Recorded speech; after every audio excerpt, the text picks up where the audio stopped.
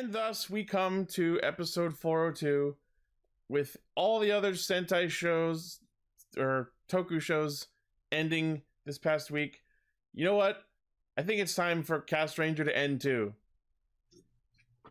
So let's. Okay, but can we decide who the best Castranger is? I was gonna say we need to do what they did and decide on our MVP. So let's hear your cases. All right. Okay.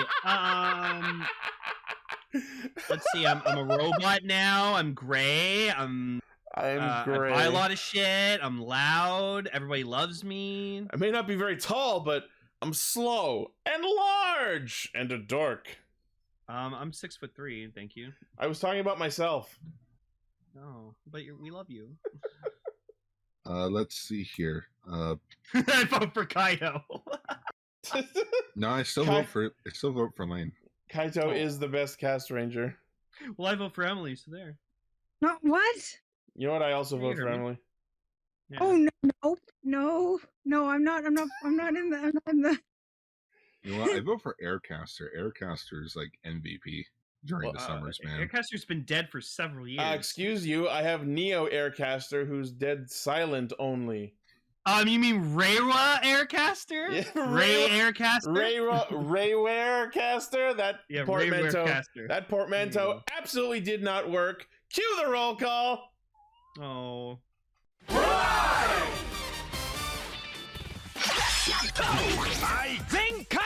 Connect. Loading. Broadcast. Perfect! Showrunning Super Savant. Level up! Bluecaster Super Ichi.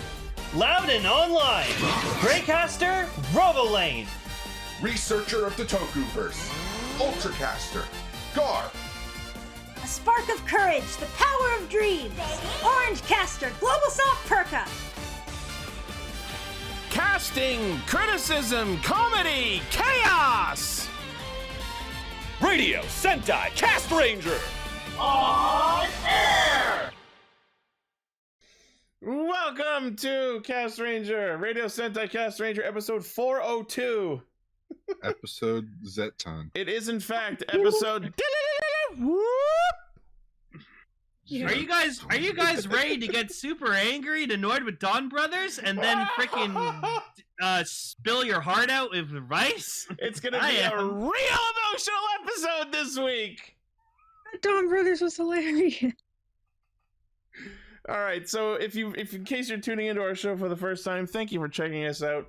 We are a bunch of over-emotional teenagers with attitude who get together every week to talk about Kamen Rider, Super Sentai, and a third thing. Disclaimer, not actual teenagers. We are all adults. Wait, what? Well, physically, maybe not mentally. So with the help of Hyper and also Ichi and their amazing shopping skills, they helped me design my Geets OC. I present to you, everybody. Oh, whoops! I posted that in on chat. Nice. Take two. Yeah, well, Kevin was talking to me. I present to you. Oh wait, hang on. There we go. I present to you Kamen Rider Gracier, my Geets OC. He looks awesome. It's not Delane anymore? No, he's Gracier because he's based off of a glacier bear. So it's like he's like a Grace, but more. And wait, I guess that doesn't. I guess while we're at it, Ichi shopping skills. Where's the Diet Pepsi? I don't know if I should be offended by that. Well, let me satisfy that then, because here's the one I made for myself. Those who might remember back when 01 was airing, I had someone commission the design for Kamen Rider Moons, and this is the sequel, Kamen Rider New Moons. Penguins aren't blue. This is an owl. It's a palette swap. If Japan and Shiro can get away with palette swaps, so can we. That's true. So I issue everyone. Actually, sorry, Gar, go ahead. What's yours? Yeah, I don't have a design for mine yet, but I came up with one today, where it's based on Gao Gorilla from Gao Ranger or Wild Force, the Green Gorilla Zord. Gaorilla? And its name is Kamen Rider Garilla. Garilla, I fucking love that name. So I issue some homework to all the Castranger fans out there. I've already told a lot of us. I need you to come up with your own Geats Rider OC, like name, animal, and maybe even buckles if you want. Like mine uses a robot buckle and Magnum. And then what we're gonna do is we might do this as a stream, like we're gonna plan it more, but we're gonna put all the Geats Rider OCs into a Hunger Games like text thing, and then the thing that Alpha Red did. Yeah, and we'll just stream that and have everyone fight each other in Hunger Games. That'd be fun as shit. Speaking of fun side thing ideas, I also recently had an idea of my own, which is absolutely not an idea of my own. I don't know if anyone is familiar with the nerdy trivia game show Actually from College Humor / Dropout. I know of it. I just know the one. So basically, the idea is they say a fact about some piece of fiction, but there's an inaccuracy in it, and the contestants have to go buzz in and Jeopardy style go actually, and then correct the statement. So I think it might be I think it might be fun if we do like a tokusatsu version of that. So I'm working on writing some prompts for that. Yeah. Sorry, Emily, you're cut off. You're gonna be the host? Probably, yeah. I think you'd be the best for that because you are the most knowledgeable one, other than Garo. I was gonna say Garo would probably actually know more than me, but I like to think I have the show running energy. I feel like Ichi knows more in canon lore, where I know more production lore. No reason we can't have both. To quote Professor Farnsworth, it could be both. I will lose constantly. Me too. It doesn't have to be just us playing. We could have people from the Discord on. I know. What color is a fire truck? Oh, that's not the way it works. You're naked and your parents come home. Fire truck. All right. Anyways, so this week on Castranger, we are talking about, in a change of our usual order, we are talking about Donbrothers episode 26. Finale. Yes, the finale. Before we launch into the Kamen Rider Revice finale, episode 50. And then, instead of our normal feature topics, we will hold fast to the Castranger tradition and talk about our thoughts on the Revice show in its entirety. That gif's really funny. Oh, hold on. Goodbye, chat. Oh, okay. I'm gonna save. Where is that gift from? It's from some show that's ending this week. What is Donbrothers episode 1? Correct. I will give you 200 points. Okay. Do we have any news? Yes. So before we get in, sorry. Did you want to say something, Emily? Oh, I just I have news too. Can I say it first, just to sort of not interrupt anything? Yeah, okay. Go ahead. The delicious party Precure Superform weapon and item was revealed this week. It is this. It is a candle. It's a candle with a handle. Not food. Can't eat candles. You can eat wax. No, it's not. It's not food, and it very weirdly has like a flower theme that goes with it. But it's probably meant to be a candle on a birthday cake. Oh. Okay. And blowing out the candle, and so as you're charging up the attack, you have to scream, "Are you 1? Are you 2? Are you 3?" Oh, I hate that. I hate that so much. Form also upgrades all of the watches and pendants with this new frame. Cool. It upgrades the actual toy with a USB stick. By the way, that's sick. By the way, I finally got around to watching that fucking pilot for the Saban Sailor Moon. Oh my god, it's crazy. Let's just say that I'm glad we got the version we did. We are definitely going to be doing a Sailor Moon themed month. I'm just letting you guys know that's coming up. Sailor Month. Like different incarnations of it, because we have the whole Pretty Guardian Sailor Moon Toku show. Yeah, that's a Bond Moon. It's sort of funny to think about. Back in the day when I wanted to do my own review show, like the Channel Awesome people, I had an idea where it would have been 100 episodes, and every 20th episode was going to be Sailor Moon. and it would have featured like a female alteration of myself. Oh. Just played by you.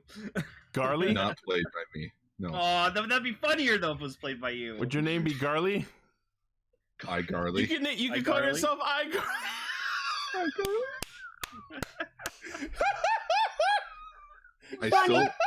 I still love that one time I showed the picture of me with David Yost, and freaking like our friend was like, "You look like a cast member from a Nickelodeon show."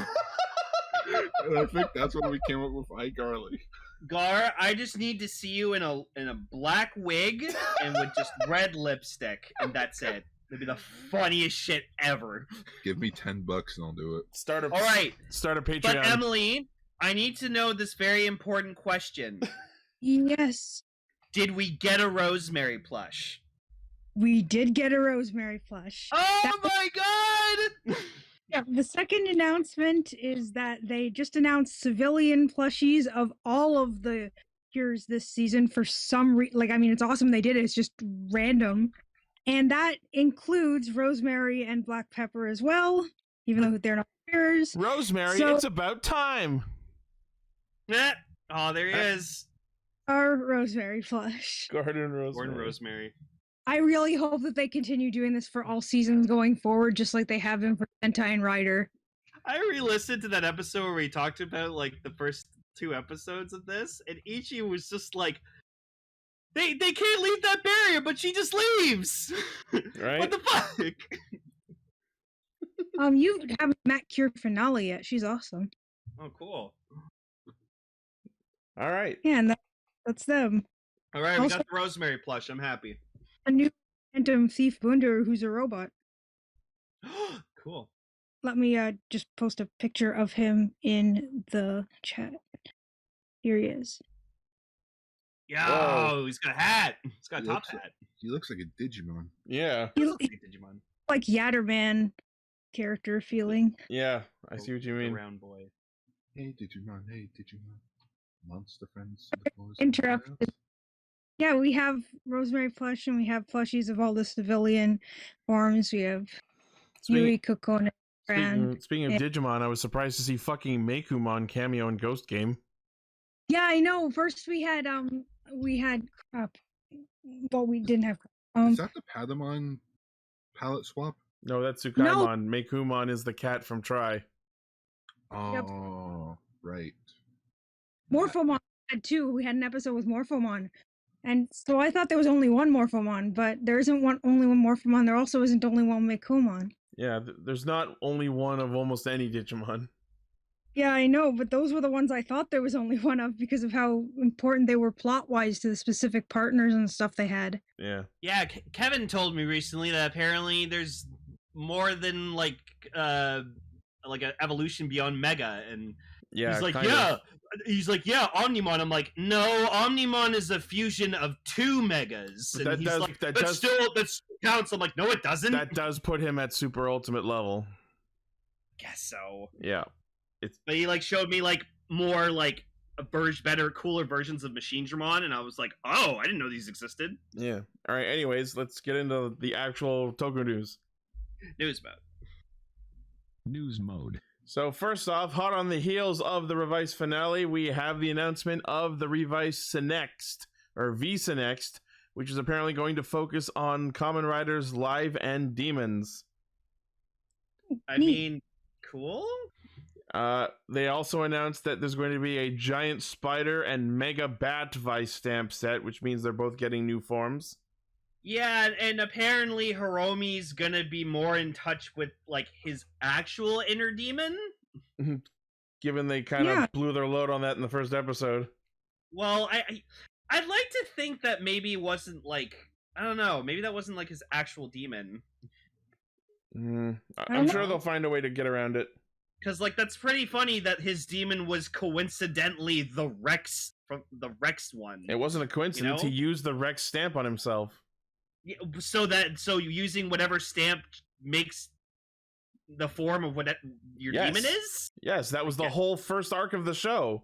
Why wasn't fucking Kagero a bat? Because he wasn't a normal demon like the others. No. Oh yeah. Because his actor slipped the producer an extra 20. Be like, hey, I'd like to play 2 roles and get 2 paychecks. Yes, I am very broke. Please help.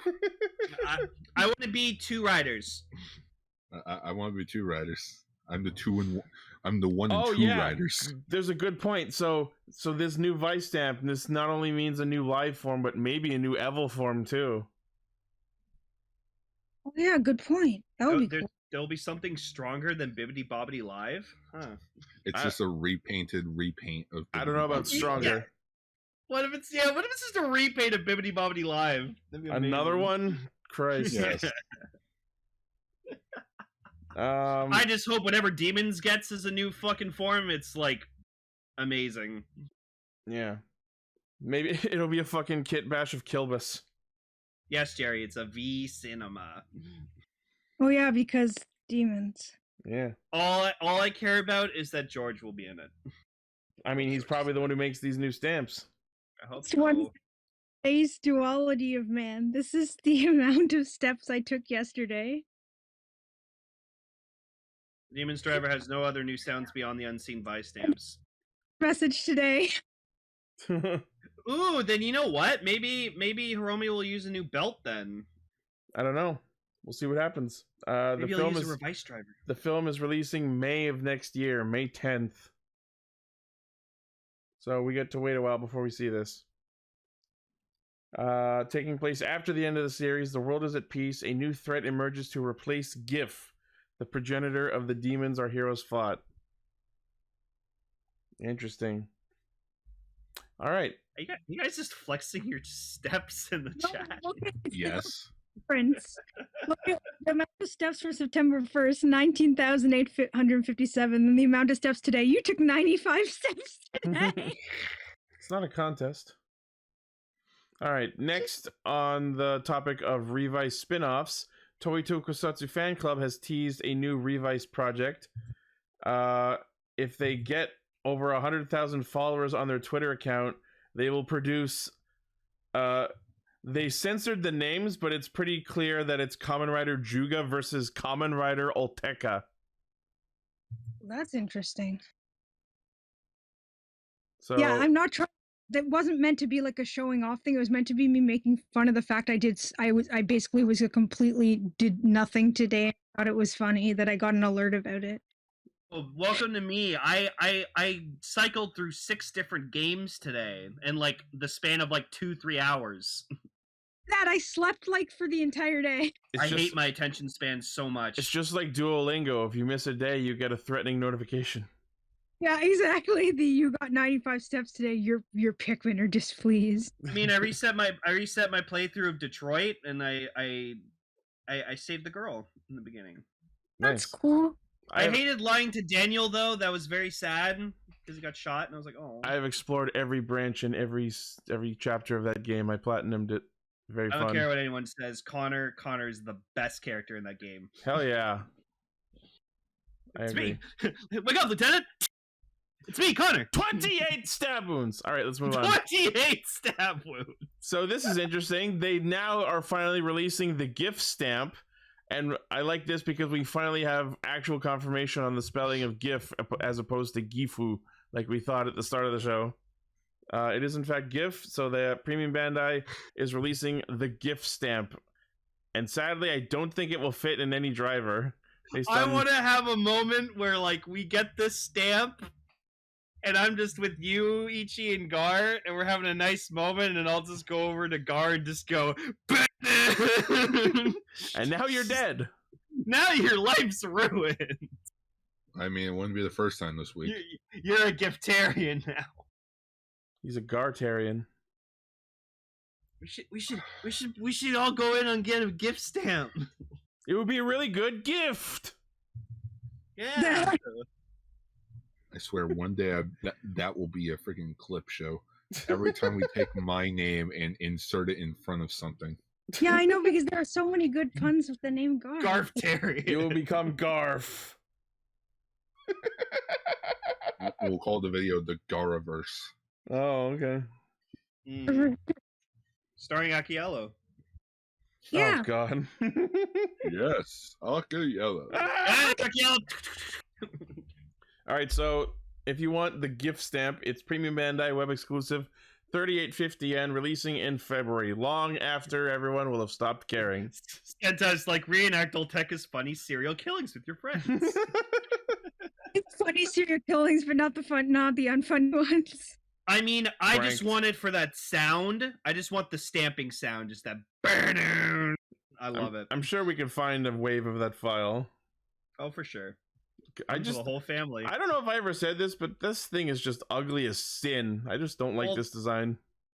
Yeah, that's the point. I know. Yeah. It's not the sunshine and rainbow stamp.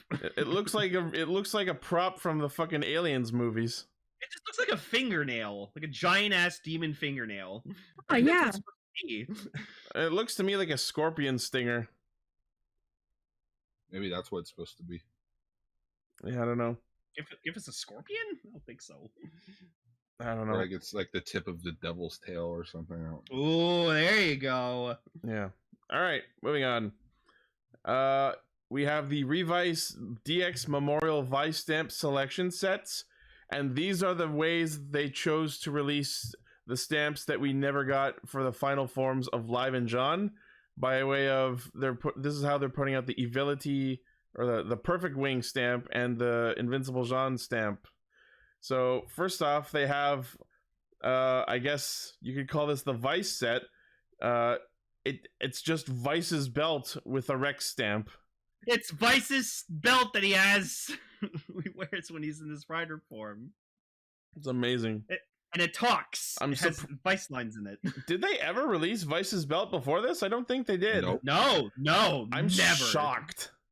I made jokes of it being a thing, but now it's a thing. I like it has holders for the stamps. Yeah. My God.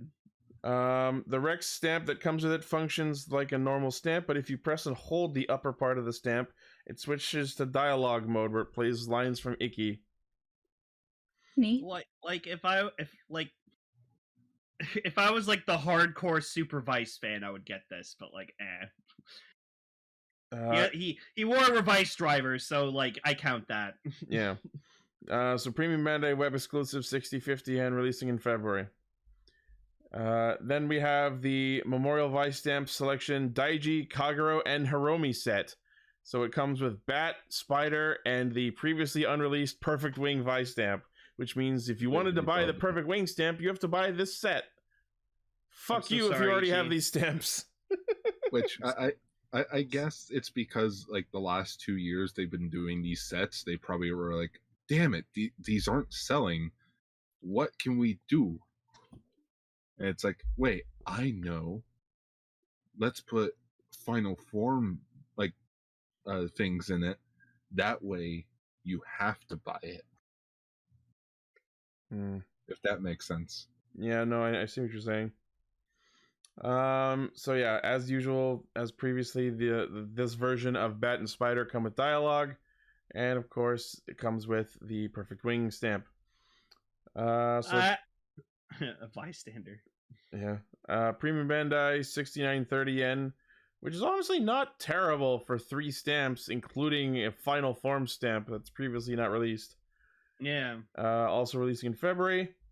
And then of course we have the Sakura and Lovekov set, which is just an all dialogue version of the Cobra stamp, as well as the King Cobra Vice stamp. Apparently they're releasing like a 4-inch plushie of Lovekov because it's like kind of more like in scale with like the figures. Scale. So if you have like the figure arts of Jean, you can get that Lovekov plush and then have like a Lovekov to display with her. Nice. Well, they have a giant one. There's a normal sized one, and then there's one that's like a keychain that's inexplicably like ridiculously expensive. That's like $50. I don't know why the keychain is so expensive. So you know that what you do is you get all of them and then put them on your shelf next to each other in cascading order of size. I saw that they're selling a fucking plushie of like Demi Vimon for like $200, and he's like a 16-inch plushie. Yeah, it's a 16-inch plushie of Demi Vimon, and it's like $200. Jesus Christ. Yeah, he's big. It's really big. That's like Anime North prices. Oh, Yeah. sweet, a Guilmon plushie. That'll be like $200, and I'm like, you can have it back. I'm not paying $200 for a Guilmon. What's that? Just run off with it. So the Sakura set convention. The Sakura set, also premium Bandai, 3,300 yen, also February. No, Vegas. For me, $50 isn't expensive, but you're also in America. So. Everyone has their own idea of value. It's more just that it's weird that the keychain is more expensive than the normal size plushie. Maybe it comes down to like the precision of creating it. I don't know. How much can we milk this? Don't milk us. Well, you can. Don't milk Love Cove. Can you milk a Love Cove? Can you milk a demon? Let's just move on from that. Getting into Geats related announcements. The first thing they announced that we have here is the Revolve Change figure Boost Striker entry set. So prepare for more gimmick figures again. Cool. So I really like the bike. The bike is cool. It transforms into the fox. The bike turns into the fucking Scarlet Legendary. Oh, yeah, it kind of is. Yeah, it's got a wheel on it. And then it comes with the like half of the Geats figure. And I think we talked about this before, but it's really interesting because these gimmick figures, each half can in fact become either the top half or bottom half. Giggity. So although that means like I think you have to buy 2 of these to get both boost, if you wanted to be double boost form. Would it be worth it? Maybe. Okay, so Revolve Change figure can mount this motorcycle, such as Revolve Change figure Geats Magnum Boost Set.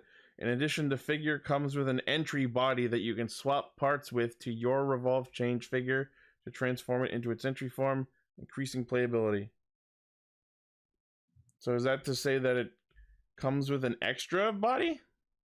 Yeah, it comes with an extra body for that way you can have multiple riders. Ah, very nice. Okay, well then if they release like a Japan figure, then I'll get that so I can make his entry form. All right, so this set is 39.60 yen, October 22nd release. All right, moving along. We have the loot boxes that are apparently going to be a thing in Geats, as we saw at the end of Revice. I'm really happy that they're releasing these. These are in fact just straight up boxes to store your toys in. Yeah, they're cool though. Speaking of toys, sorry to go off topic, but just so like, you know, I'm on the podcast right now and I have the Ultraman stream going on right now. They literally just turned Ultraman Trigger into a toy and chucked him into a wormhole. Oh, okay. It's like shit. Okay. So with these, we have the Bikuri mission box, which is the yellow one with the exclamation mark, and we have the surprise. Sorry? So it's a literal. I mean, that Bikuri means surprise, so it's a literal surprise box. That's why it's an exclamation mark. Yep. And then we have the pink one, which is the Hatena mission box, the one with the question mark. And I'm wondering what the difference is between them in lore. Are there like are they like different levels of loot? I like that you can store the belt in it. Yeah, you can store the belt in it, you can store buckles in it, pretty much whatever. Now you can hide your embarrassing Japanese toys from your friends. I pre-ordered the pink box. The pink box? The pink box, yes. Yeah. I hope the pinky box. I want them to put out a blue one. I'll buy that. Who knows? And the yellow one comes with the double driver buckle. Yeah. Take that, David. I would love it if like they put out a blue one and like instead of the exclamation or question mark, they just put both, indicating just fucking confusion. The blue box? Yeah. Or the mystery box. Yeah, it is like a rarity system in a battle royale. Yeah. That's right. So yeah. The set of the yellow one and the double driver raise buckle is 2750 yen, October 15th release. And then the pink one, which is just by itself, is 2200 yen, same day release. And as you can see, it does fit the desired driver in it. Yep, that's awesome. Yes. So I wonder if this means that drivers themselves could be loot that someone gets later in the show. Well, I think from like screenshots I've seen of the show, this like woman that works at the agency hands the yellow box to like random people so that they can get the belt. Ah, okay. Oh, maybe like the box, like you just open it, and if you happen to get a belt in the box, then you get to be you get into the Grand Prix. I don't think it would work that way, because if they don't get one, then what happens then? No, move on to the next person. Yeah, exactly. It's a lottery.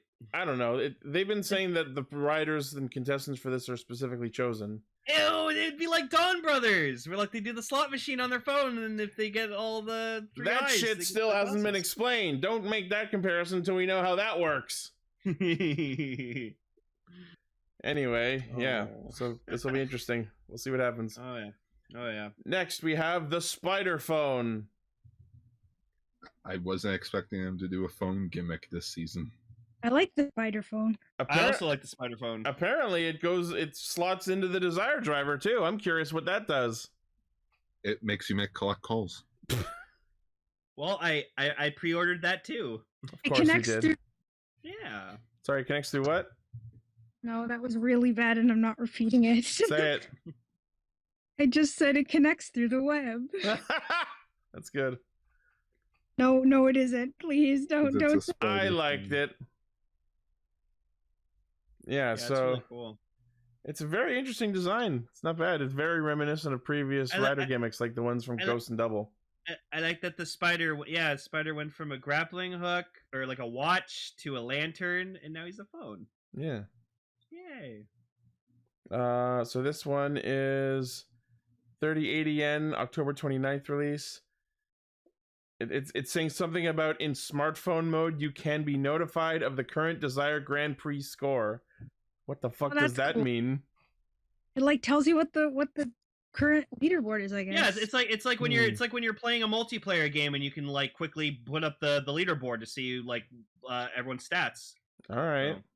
So, yeah, this is sounding like more like a video game. This is sounding more of like a video game than X-Aid was. Yeah. Whereas X-Aid's the fucking video game themed show. In X-Aid, it was more that there were video game motifs at play, but never really executed as well as they could have, or at least not after episode 11 or 12. This seems the theme that they were mixing it in with was fucking doctors. Yeah, it was more about the viral exertion. I love that it was games and doctors. Because it's all about extra lives. Yeah, X-Aid was still great. So we'll see how long Geats goes before it drops these motifs the way X-Aid did, considering it's the same writer. It'll be by Christmas when major character dies. When Kamen Rider Mary gets murdered at Christmas, probably. Watch us all love Kamen Rider Mary, and then he dies, and we're gonna be like, no! He's got a weird shirt like Kiria did. I'm sensing some pattern. Having a weird shirt means nothing. So many writers have had weird shirts. That's the name of the episode if Mary dies on Christmas. Thank you, Blaze. Merry Deathmas. Blaze, please put that in your away in your brain so we can use that for later. Because we might forget. Yeah. Pinned message. He pinned the message. Yay. Good job. All right, moving on. The next thing to be shown off was the zombie breaker, and as per magazine scans, we saw that Geats will also use the zombie buckle in some capacity. So I guess he'll be able to use this as well. It's cool. I'm not getting it because like I prefer the Magnum. I'm surprised. So, I love that it has this little like black panel on it that you use to like charge up the attacks, and because the hand on the zombie buckle is like this long nailed claw, you can see the grooves of the claw on this little panel, so it's like perfectly suited for the zombie hand. God, that thing must be really pointy. Yeah.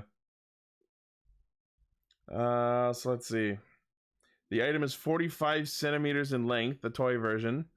Pressing the trigger plays attack sounds. Sliding the cover upwards will activate Poison Charge. The sound will continue until the cover is pulled down to its original position, causing the weapon to vibrate. So this thing vibrates when it does its attack? That's cool. You know what? That makes sense because, like, when you use a chainsaw, it also vibrates. It's just going... Oh, yeah, they'll probably have really cool chainsaw sounds. Yeah. Let's see. So, the Zombie Breaker by itself, 39.60 yen, releasing October 8th. Orb, I'd like to think if Shiroi ends up surviving, he'll be the meme lord. He's being played by Kyoryu Blue. It's a dead giveaway. It's the pun boy. Mm-hmm. I know a lot of people noticed that, like, in some of the shots of his character, he was doing the exact same pose from Kyoryu Blue's roll call. Oh, yeah, no, that gave me, like, that. I responded with, like, the gif of Andy from Parks and Rec, like, zooming in on his face going, yeah. That was great. All right. I can't wait for his character. Next, so this was announced on Tokulectables, but they're doing some more raised buckle sets, and the ones that they announced that we hadn't heard of before was Kamen Rider Live's 2-side driver, and Kamen Rider Demons, the Demons driver, and then there was also one for the Libera driver, but it was in a different set. There it is in the image. Thank you, Decker. And then there's sparkling versions too. Yeah. I saw this sparkling version of the Demons driver. I'm like, what the fuck? For half a second, I thought it might be the Veil driver since it was different than the other one. They're neat. I mean, I have the Demons driver, so like I was thinking about getting this buckle, but I'm like, no, I have the actual Demons driver. I don't need it. I can't wait to get my Deathstream driver. Right. All right, so yeah, that's cool, and it looks like the price for that will be about $36. And it comes with the 2-side driver, the Demons driver, the Shiny Demons driver, as well as Water and Hammer. All right. And from this image, it looks like the Demons driver one gives them the fucking Mogura drill. That's cool. So I'm guessing that the live one will give them the fucking the Evil Blade / live gun. I guess so. Yeah. The belt. Yeah. Well, maybe not like the actual belt, but just like the weapon part of it. Yeah. All right, cool. Next, we previously spoke about the Shinkocho Seiho Kamen Rider Wizard anniversary figure, and now we have some more details on it. First off is the Flame Style figure. It is going to be releasing in January for 93.50 yen. How much is that Canadian? Basically, probably after shipping and like customs and everything, probably over $150. I don't know about maybe like what this translates to is $95 basically. So that's before shipping and customs and markup and whatever. So I'm guessing 150. I want it. Well, yeah. If they did water, style, it looks beautiful. If they did water style, I would absolutely buy it. If they did land style, I'd want to buy it. If they did Flame Dragon style, I would get it. Oh wait, they are doing Flame Dragon style. Which, by the way, today's recording actually marks Kamen Rider Wizard's 10-year anniversary. Oh, today, in fact, is the anniversary? The exact date is Wizard's 10-year anniversary. Nice. Wow. No, we don't have any specific info on this figure that they silhouetted, but it's clearly Flame Dragon, but we will get more information on September 15th.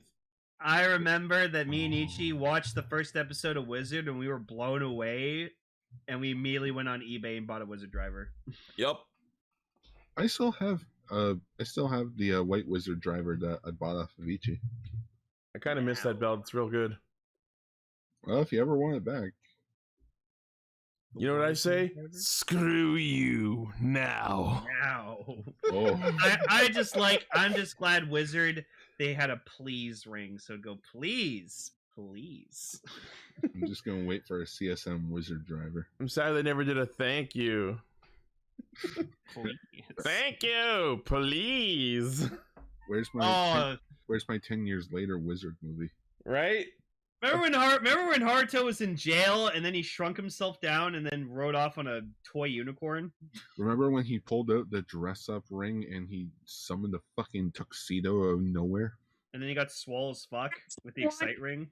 That's the one ring that I have is the dress up one because I thought to myself, if you had no actual powers, what would the one best ring to have be? And I got that one. Oh, I still have my Forza Engage ring. Remember when he threw Phoenix into the sun? Some say he's still up there, burning to death. Oh yeah, he teamed up with Santa Claus. That's right. Oh god. I would love to get those like the little animal things that he had on him. Oh, they're so cute. Oh, what like were they called? Gunpla things. What were they called? Plamonsters, they were called. Yeah. Plamonster! I would love to get the gorilla one because I always thought that one was the golem. Coolest. Yeah. Oh, was it golem? Yeah, it was a golem. I thought it was gorilla. Yeah, because they're all like mythical animals. I think Garuda, unicorn. I think my favorite was the Garuda. Garuda. Oh, Beast is one. Speaking if of, they do, if they do, oh sorry, Ichi. You saw on Twitter today that the cast of Wizard had like a little reunion thing.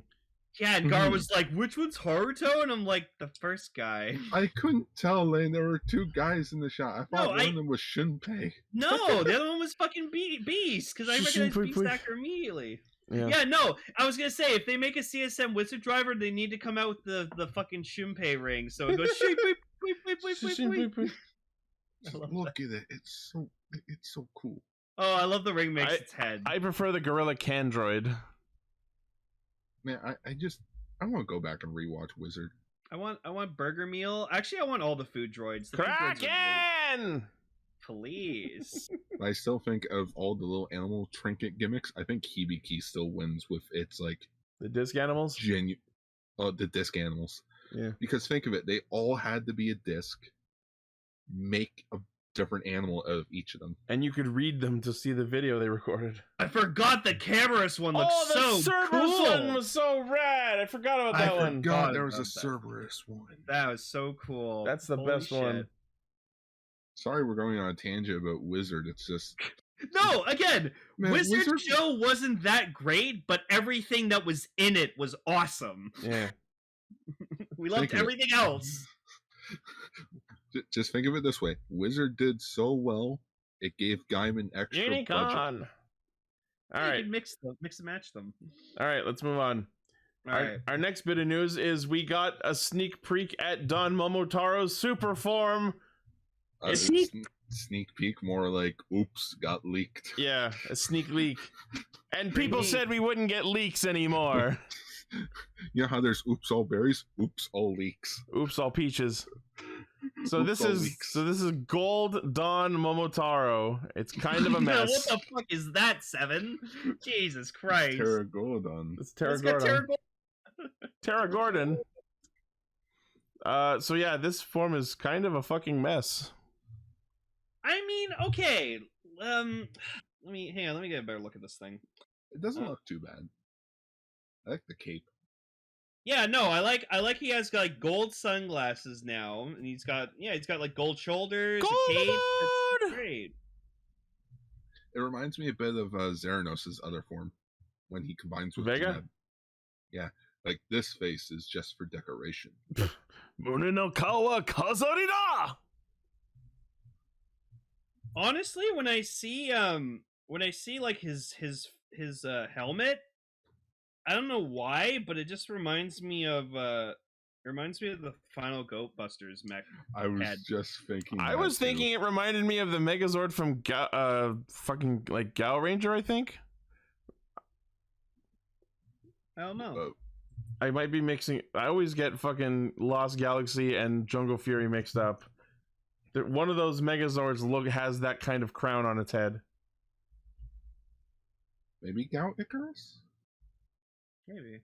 I think I'm thinking of the Lost Galaxy one. Oh, Go Buster mechs are so good. I have all of them except for Lion and Frog.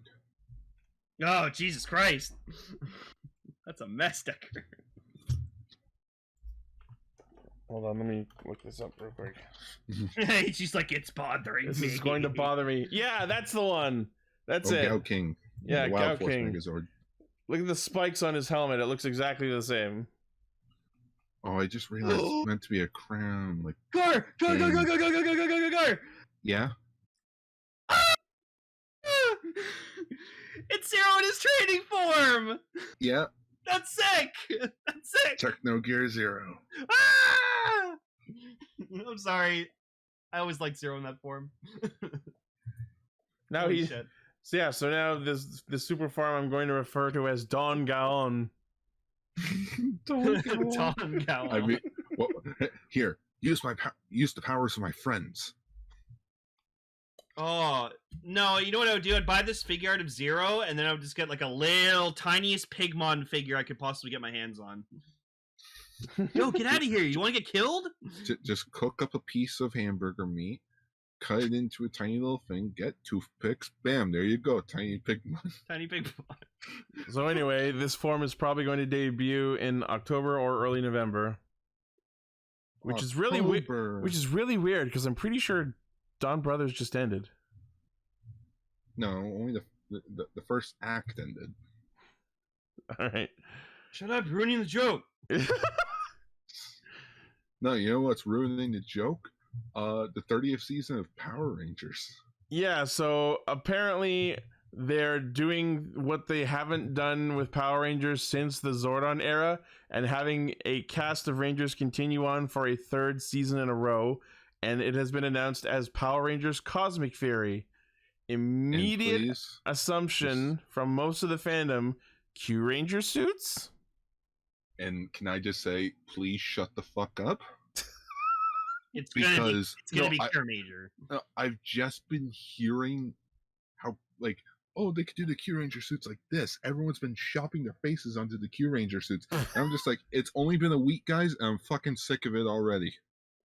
Yeah, someone fucking like showed like the like Pink's boss and like her assistant as like Tenbin Gold and Beat Sky Silver, and I'm like, no, one's a robot and the other one's an emotionless alien. So no. It doesn't mean they won't do it. I mean, the assistant's essentially just a human gear. Yeah, that's right. It's a robot. The counter argument most people are saying to they're going to switch to Q Ranger or Q Major suits is they still have the fucking Ryu Soldier inspired fucking dinosaur head on the logo. Are you really telling me that for Power Rangers, where the most iconic suits in the entire franchise is dinosaurs, you're telling me they're not going to keep the dinosaur suits for the 30th anniversary? That makes sense. Really think of it, guys. Q Major does have dinosaurs. Have you forgotten Smog Jokey? Also, really think of it. They could just do what they did in Mighty Morphin, where we take the villains from other seasons and the Zords from other seasons, but still keep the dinosaur suits. I don't know. Or just kind of be more original and like maybe like rework them a bit. There has been a lot of fucking talk over the last few years about, oh, we're gonna disconnect from Sentai and do our own thing and make our own suit. So maybe this is finally them doing that. Who the fuck knows? It's also like there's a video of Simon Bennett, the current showrunner, like saying that, oh, I'm back, and they're building the sets. Which you look at the sets behind them, it's the exact same set from Dino Fury. Oh, we're rebuilding them. It's literally pulling a Decker. We're just gonna take it and probably like change the color of it a bit, flip it on its ass. And now there's like an alleged rumor that in the final episode of Dino Fury, we're going to see a White Ranger. Ooh. Of whatever that may be. And some people have been shopping their own like Ryusel Reds as like a White Ranger with a gold lightning bolt in the middle. And I'm like, I would rather see that than anyone try to bring in like a Shishi Orion or Zenkaiser suit. My immediate guess is Ryusel Moria. Maybe if the suit's still in storage. I don't know. But that's a bit too evil. They could change it. But yeah, Ryusel Moria is a suit that never got officially used, so maybe they just like, hey, let's throw that in. All the Dino Fury Rangers weren't even at Power Morphicon. That's bullshit. You know what does have dinosaurs? Revice. It had like 2 dinosaurs. like everyone's so up in arms of like it's essentially a Q Ranger Kira Major civil war of whose suits are going to be used. And I'm just like, guys, how about we just shut up and wait? I know. And just be happy. You're asking anything. nerds to shut up and wait? Fortunately. You really like backing lost causes, don't you? Also, Power Morphicon happened, and it felt so fucking lackluster. I don't know what to tell you there. It's just like, all right, Hasbro, where are you going to show off? Nothing. oh, but here's Power Rangers Cosmic Fury at fucking 2 We're gonna show you. a.m. We're gonna show you a logo and nothing else. No, like according to this, like there's a screen cap of the tweet in this news article. They announced Cosmic Fury at 2 a.m. Holy shit! on the Sunday when Dino, like I swear it was supposed to be 2 p.m. Hold on, where did this convention happen? Pasadena, California. Well, then consider the fact that in California it would have been 11 p.m. True, but just the fact of like 2 a.m. and that's like the Dino Fury panel. Hey, you guys ready to hear an awesome announcement that you heard this morning? Well, here it is again. Well, it's like when Fortnite updates their game, they update it at like 4 a.m, and then when I wake up, I just wake up to leaks. So Like fuck, Hasbro, get your shit together. Stop letting leakers get to you, man. Again, just like fuck, man. Plug those leaks. Like seriously, like fuck. Freaking every Transformer stream that they do, it's like, here's this figure, fandom, knew of it. Here's this one, knew of it. This one, knew of it. How you guys know about this? Some guy in China keeps stealing the figures and posting them online. None of it. Also, it's in the freaking store's registry. It's like, yeah.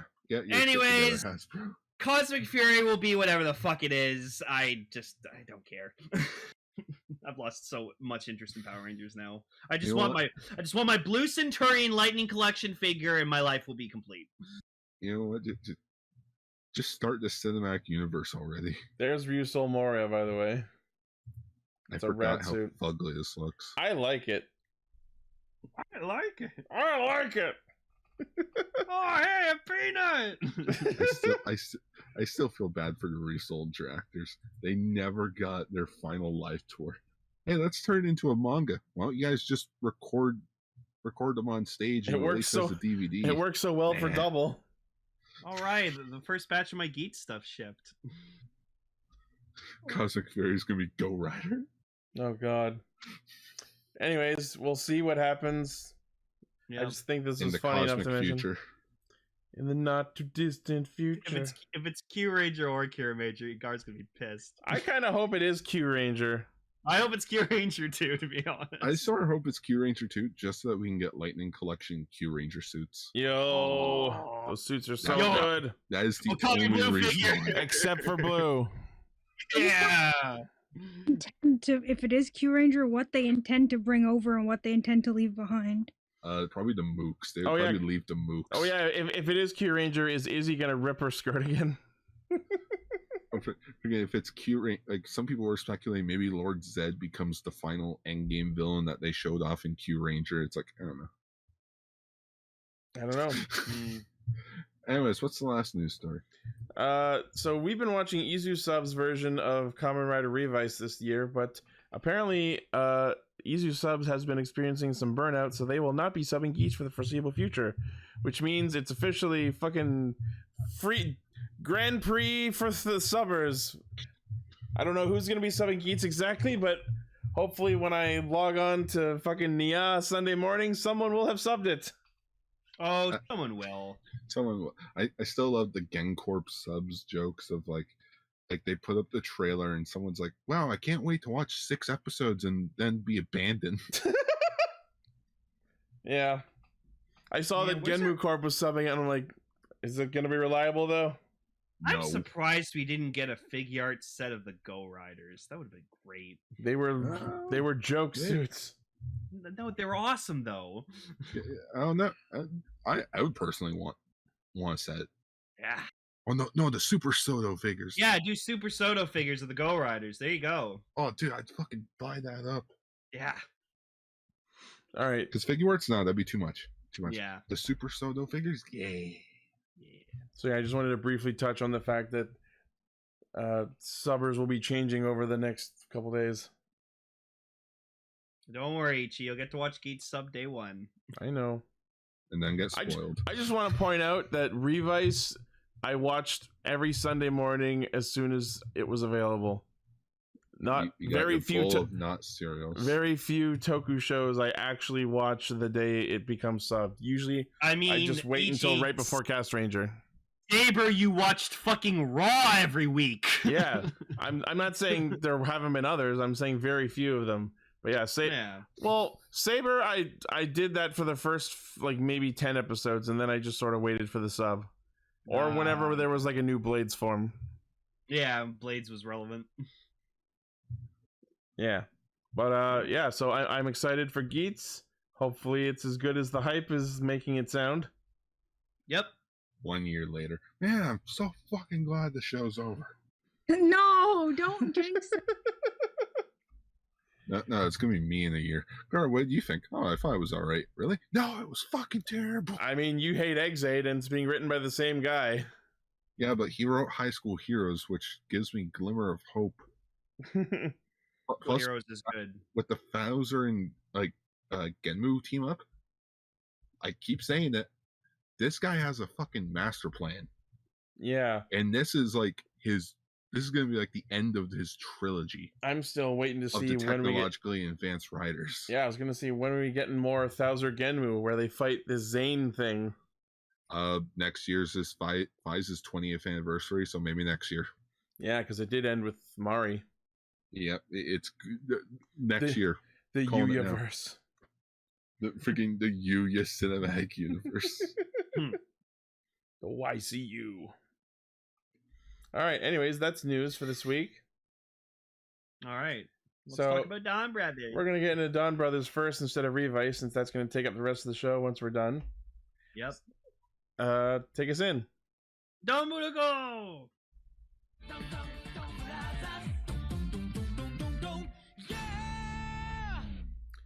Before we start, I would like to just give me just a minute to do something. Oh, okay. I'm getting up from my desk.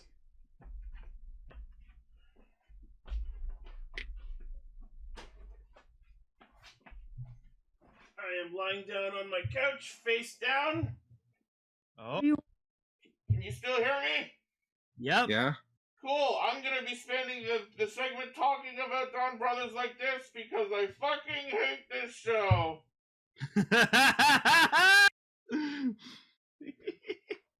So anyways, this episode starts with them watching the Revice finale and being like, well, Revice is over. We should end too. That gave me so many questions. Why would you decide that? Oh, Blaze is like Ichi scream for us. There we go. Thank you. I fucking hate this show! Oh, I love this show. It's fantastic. There's a way to do a clip show. What I love though, it's a clip show episode. No, but it was a really interesting clip show. First of all, I like to mention that Toro is nowhere to be seen in this whole episode. Because he has the sense to not get anywhere near this fucking garbage. And then Jiro's also not in it.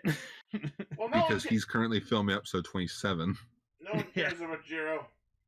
They didn't know, like he had his own segment. So Kaido just decides, all right, well let's end too. And then like they actually start questioning. It's like, but wait, don't we still have like shit to do and monsters to beat? And he's just like, do you really think this is gonna end? When we defeat the bad guys? They call out their own writing because they realize, oh hey, the monsters are being born because of human desire. I don't see that coming to an end anytime soon. So it sounds like we're gonna be fighting monsters for the rest of our fucking lives. That's sort of funny because that's the exact same thing that they acknowledged in Kamen Ranger. Where the monsters are just gonna keep coming. What do? Fuck it, just seal up their big bad and they'll stop. And they'll just fucking go away. Not once do they ever think maybe we should figure out why this is happening and address the underlying problem. No, when Haruka does her fucking recap, she mentions the parallel video game reality, but then no one talks about it. Because no one questions why it's there, how it got there, what we can do to stop it. Fucking anything! This is great. I love this. I love it too. Holy shit, you're furious. My God. I also love that they still don't know Tsubasa, so they still carry around the dog. What's her face? I was hoping that this would finally be the excuse for them to finally meet up with Tsubasa. Because if they got to decide the MVP, I figured this was going to be all of them in the room together. But no! They even find a way to curtsy around that by having fucking Sonuni with no explanation or context just spun her way to the fucking scene. Here's why Tsubasa should be the MVP. And then he takes over the narration in the middle of her sentence. Yeah. I love also at the end of the opening, we see like the sponsor part, and it's just them posing all epically in the fucking cafe. I fucking died. That was so fucking awesome. Hurricane going on during that shot. They all look terrible. It was fog and shit. It was looking cool. They were getting ready for their music video. So yeah, they all describe themselves and shit like that. It's really fucking amazing. And then Kaido announces the MVP, which is himself. But I fucking bastard. He goes, "You guys have been only fighting for 6 months." Looks to the camera. "I've been fighting for a very long time," and basically confirms that this is the same Kaido from Zenkaiger. Bullshit! And then it just cuts to him saying his line, "I was born a hero. I fight like a hero. I will always be the hero," while the camera's just zooming in and out going bum bum bum bum bum. This fucking a consolation prize, and it's a copy of his second photo book. Hold on, I'm not done here. They have the gall to imply that this is actual Kaito from Zenkaiger. Fucking bullshit! And we still have no explanation about him or what he's doing here or why or how or any of that. And also, he's not a part of the Donbrothers. He's the fucking admin of the world. He's the mentor ranger. If they're going to imply that any fucking Super Sentai warrior is eligible for the MVP of the Donbrothers, even if they're not actually a Donbrother, then by that logic, fucking Aka Ranger gets the MVP award. Oh, Sentai said it right. He's the commander of the Dragonfires. I already said it last week. Kaido is my favorite character in Donbrothers. He honestly, if this is the same Kaido from Zenkaiger, he might be my favorite character in Super Sentai in its entirety. I love this man. I was really hoping for when they do the big reveal of like just, and the MVP is Goshida Kaito. I was expecting Haruka to say, "Who the fuck is Goshida Kaito?" That was kind of the vibe they were going for, but I guess he did say his name at some point. And then, no, it's just like she works for him, so I guess she knows his name. And then as Emily stated, he's like, "But you know what? As an MVP, I'm going to give you guys a consolation prize." And he gives them a second photo book, apparently he did. And like they're like, "When the fuck did you do this?" In the other world. He's God of the world! He can do anything! No, Ichi, it's Kaido from Zenkaiger. No, it's not! Yeah, apparently it is. They showed flashback footage, and it was him from Zenkaiger. I think he's just like impersonating. Yeah. Also, apparently the Kikainoids are in the summer movie, and they explain Kaito's off doing his own thing at the moment. Oh my god, really? Yeah. That is Kaido from Senkaiger. No! Yeah. Well, I love why this is- band. Maybe the god is inside him or something. It's, So it is his body, but Maybe God created his own Goshida Kaido. Oh my god, Tiger Caster is like Blaze was with Senkaiger. He's just like, no, I'm just gonna pretend Donbrothers doesn't exist. But it does. It does. Yeah, you can't just pretend something doesn't exist. I'm sorry to say, but I think this is one of the most cleverly written Sentais ever fucking made. I'm really enjoying it a lot. Eating this up. You can't call it clever when it's just doing whatever the fuck it wants with no justification or explanation. Then I guess you can't call Castranger clever either. No, But it's so funny. That's because it's got- we're idiots. Yes, and they're also idiots, which is why I love them. It's literally, Okay. what are we gonna do this week, guys? I don't know. Hey, Same what's thing over we do there? every week, Kaido. No. Try to take over the cyber world. Gee, Kaito, what are we gonna do this week? The same thing you do every week, Haruka. Try to defeat the monsters. Pretty much. So anyways, we also so next week apparently the show's not ending and we're now getting a battle royale with basically all the good guys and bad guys just fighting each other. We got the Notos, we got the Bestials, we got Don Murasame showing up. Like, we got everybody. They made such Oh yeah, a remember big... Don Murasame? Remember Murasame? He's back. But before Yeah. that, they posited the whole premise of this fucking episode. Revice is ending. We should end too. And then we go through this whole fucking MVP bullcrap. And then it's just a throwaway line of, oh, I guess we're not ending. And then the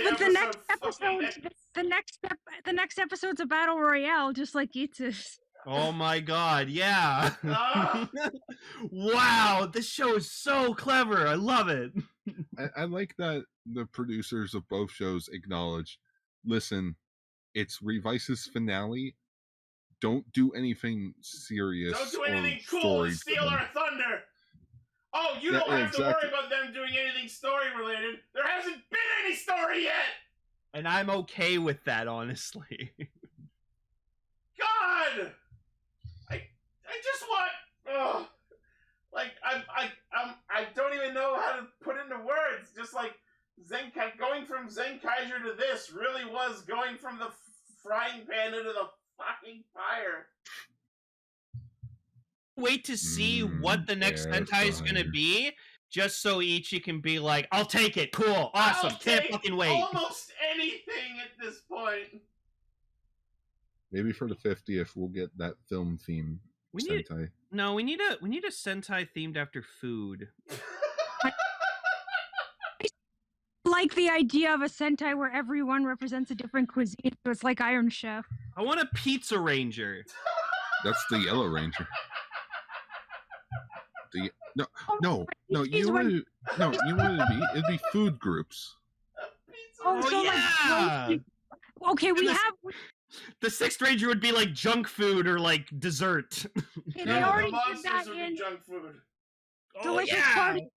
Delicious Party Precure already has each of them representing a different type of carbohydrate, and then the last one is dessert. You know what? Well, what if we do one based on retro superheroes? Didn't you also say movie genres? Because I think movie genres would be really cool. Yes, film Sentai. Wait, I want to make Ichi laugh. Hey Ichi! Cure Yum Yum. There we go.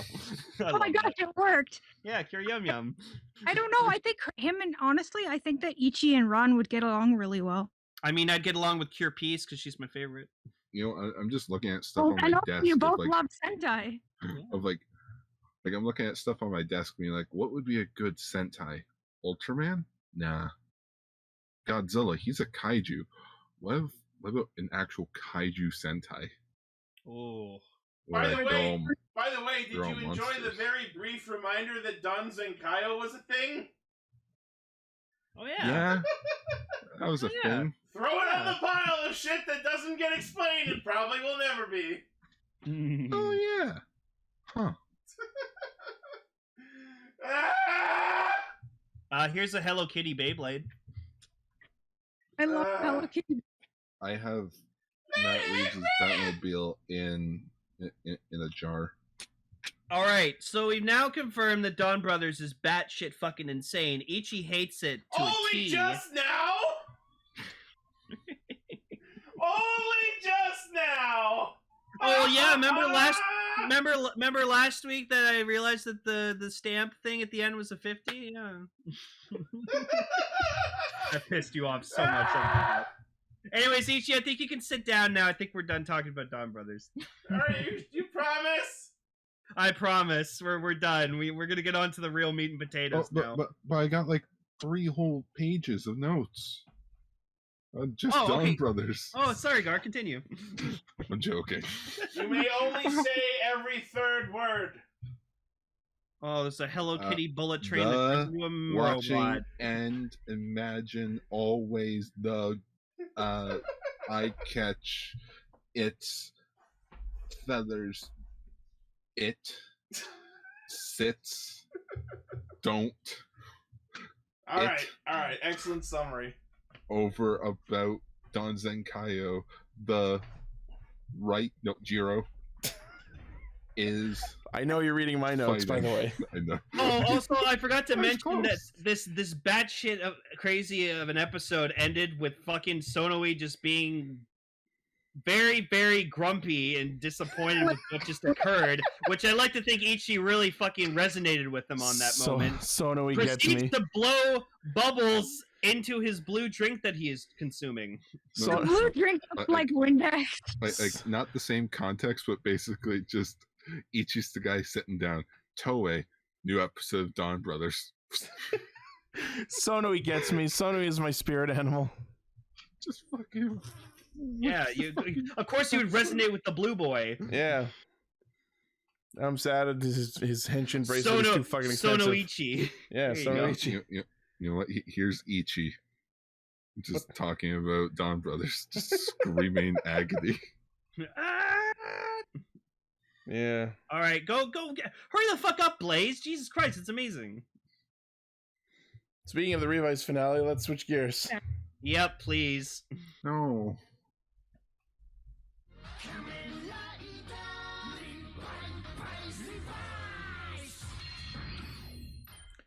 I have no shame in admitting I teared up watching this. Oh my god. I think we all did. It was really, really good. I watched this episode again just before I came on Discord because I really wanted to like soak it all in and just Lane, you remember how when we went to go see Joker, you said, and you told me like a few months afterwards that you don't need to see it ever again? Yeah. That's me with this finale. I don't want to watch it for like at least a long while because I want to savor it. Yeah. In fact, I'd like to pull a vice and erase it from my memories. No. So we'll get into that because that leads me into a big thing that I want to bring up. But we'll get into it. So Vice is not actually like dead. He just went dormant back inside Iki, which reminds me a lot of Migi from Parasite when he didn't die, but he just. Yeah.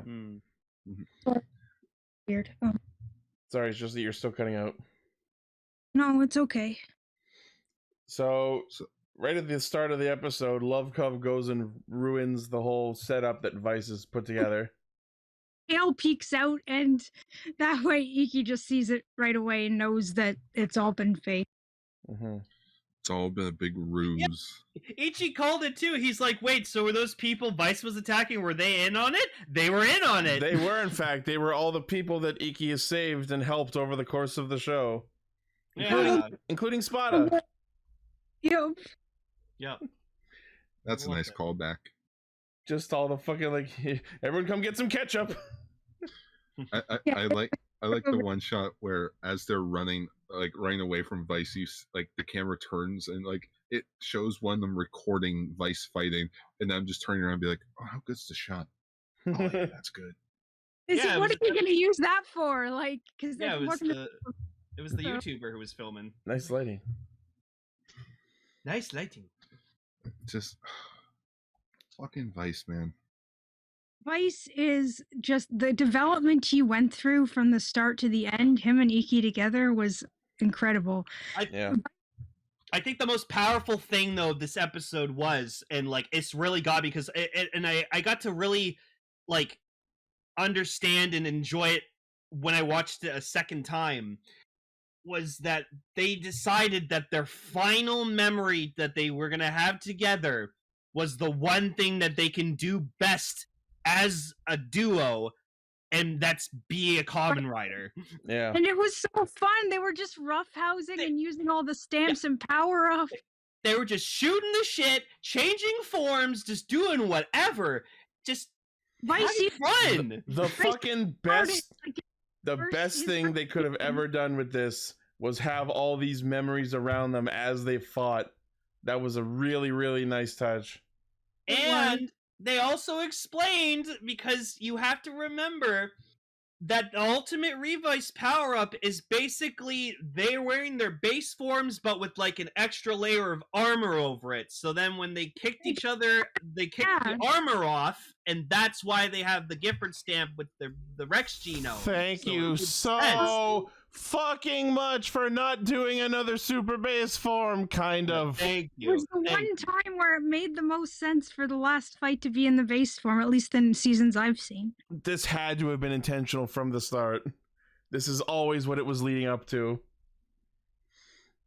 Yeah, so they fight, all the memories are around them. We have a new insert song sung by Ichi playing in the background. Oh. And we got the opening song too over the battle. Yeah. As much as I want to appreciate everything in this episode, I have to be me and pick apart belt mechanics. How the fuck were there two different Megalodon and Mammoth stamps? There were several different. Were there? Maybe they just talked to each other. Yeah, when what's his name? Glove hand guy. Oh, Hideo? Glove hand guy. Yeah, the main antagonist for a while. I can't remember his name. Hideo. Yeah. No, Hideo. Yeah. All right, I do remember there being copies in his room. I will accept this. Oh yeah, you're right. Yeah, there are additional copies of them. It's just like they only had one just for combat. Yeah. But chances are George probably had duplicates as well to work off of. But yeah, seeing them fight each other with different forms is really cool. Of course, they had to call back to the fucking first time we saw Vice and do a fucking fart joke. Yep. I love that they showed off Megalodon. It sort of makes you cry a bit because that was the first genome form that they ever showcased for the show. In their cameo. Not the first in canon, but the first in like production. Yeah. Yeah, like he forced a remix on him too. Seven's bringing up something I never really processed. Right before Vice starts fading, he holds up Buried Rex and Volcano, so we almost saw Vice Volcano genome. Oh, dude, when he fucking holds those up and then he just starts like to disappear, I went, ugh, like my heart skipped a beat. I was like, no. It wasn't just the stamps that dropped to the floor; it was our hearts. I was so happy, but also laughed, chuckling a bit because those suits got reused. We can't use those forms. I figured that was probably a factor. I'm sorry. Buried Rex is gone, Emily. You'll never see it again. I also like Buried Rex. It served its purpose, and it was awesome while it was there. Just Toei, fucking make multiple versions of these fucking suits. Don't just make one and then retool it into fucking something fugglier. I mean, Crimson Veil was cool, so. Yeah, just I think what upset me the most was when the memory faded of Vice taking Ichi out of the hospital. Yeah. Because that was the point where I was where I really liked Vice, and it's that's gone. Yeah. And Ichi says to Vice, he's like, I'll remember you. I'm not saying goodbye. This isn't farewell. I will remember you. And Vice is just man, that makes me wonder about this. So now that we've resolved the 10-year journey of AG trying to get Ankh back, is this the start of another? Trying to get Vice back? Is Ichi going to spend the next 10 years trying to get Vice back? But the thing is, Vice is still there inside him. He's just dormant. So I'm wondering if at some point Vice will just reintroduce himself to Ichi. Well, okay, to be realistic, he's gonna show up again in the Geats Revice movie. Yeah. Yeah. My immediate thought was, why doesn't Nikki just hit himself with the Rex stamp again? Wouldn't that bring him back? I don't know. I feel like George will research into it. Well, I think that's just the thing of like, Ichi doesn't remember him, so he like that's one thing that I really thought about this entire week. But someone else could just go, "Hey, let me stamp you real quick." No, but like I'm just thinking, like, legitimately, if Ichi lost all his memories with Vice, does he still remember the events of the show? What I imagine happens based on the flashbacks that we see as his memories change, I think he just remembers a version of the last year that did not have Vice in it. So anytime it was him and Vice fighting, it's just him fighting. Or does he not remember being a Kamen Rider? No, I think he still remembers being a rider. Yeah, because there was, in one of the flashbacks of his memories, you see a shot with like him, Sakura, and Daiji all about to henshin. So okay. Also, so he does remember being a rider. Did you guys notice that when it zooms to that super close shot of his like eyes, that's the shot of him from the opening? Yeah. Also, when they're in the bathhouse, that's also the same clothes that they're in from the opening. There it is. We've been waiting to see more opening scenes. Yeah, they do that every year, and it's great. You got to it first. I'm sorry. I wrote it in my That's okay. My notes. And also, we get to see that Ichi reappears in all of the family photos. Yep. And then and then he like looks up and he like calls out each member of his family, and I was just like, you see them all like slowly smiling after he says their name, and I'm like, oh. And do you recognize? And then it just cuts to a few months. Before we go any further on that, I just want to. So yeah, the thing with the photos, they never really explained why his memories would affect external family photos, but no. At this point, it was visual representation. Ichi. I guess you could say it was a really nice framing device. Pun aside, Ichi. I hate to say it. It's for the dumb kids that don't understand that he's losing his memories, so they need a visual representation of Remember, him. like, fucking toddlers watch the show. I mean, I wouldn't say the show's aimed for... It's actually geared towards, like 5-year-olds, which is crazy, and I love it. No, but Toei understands there's also, like, a older fandom as well. Kamen Riders typically aim for slightly higher than Sentai is, I think. Yeah, okay, sometimes more for like kids, where Riders more for like preteen-ish. But it's so weird because Precure has some really dark stuff in it sometimes, and complicated stuff, not necessarily dark. And its target audience is 3 to 5, and it's just like, oh my god. They give so much more credit to kids there than they do here because they are smart enough to understand everything. The final nail in the coffin that really hit me too was when like you see Vice disappearing and he's like Ichi's trying to still hold on to remember Vice. The last memory you see disappear is literally them henshin for the last time, and they do their arm gesture, and I was like, oh god. Yeah. Oh. And so we cut to months later. Everyone is picking their lives back up.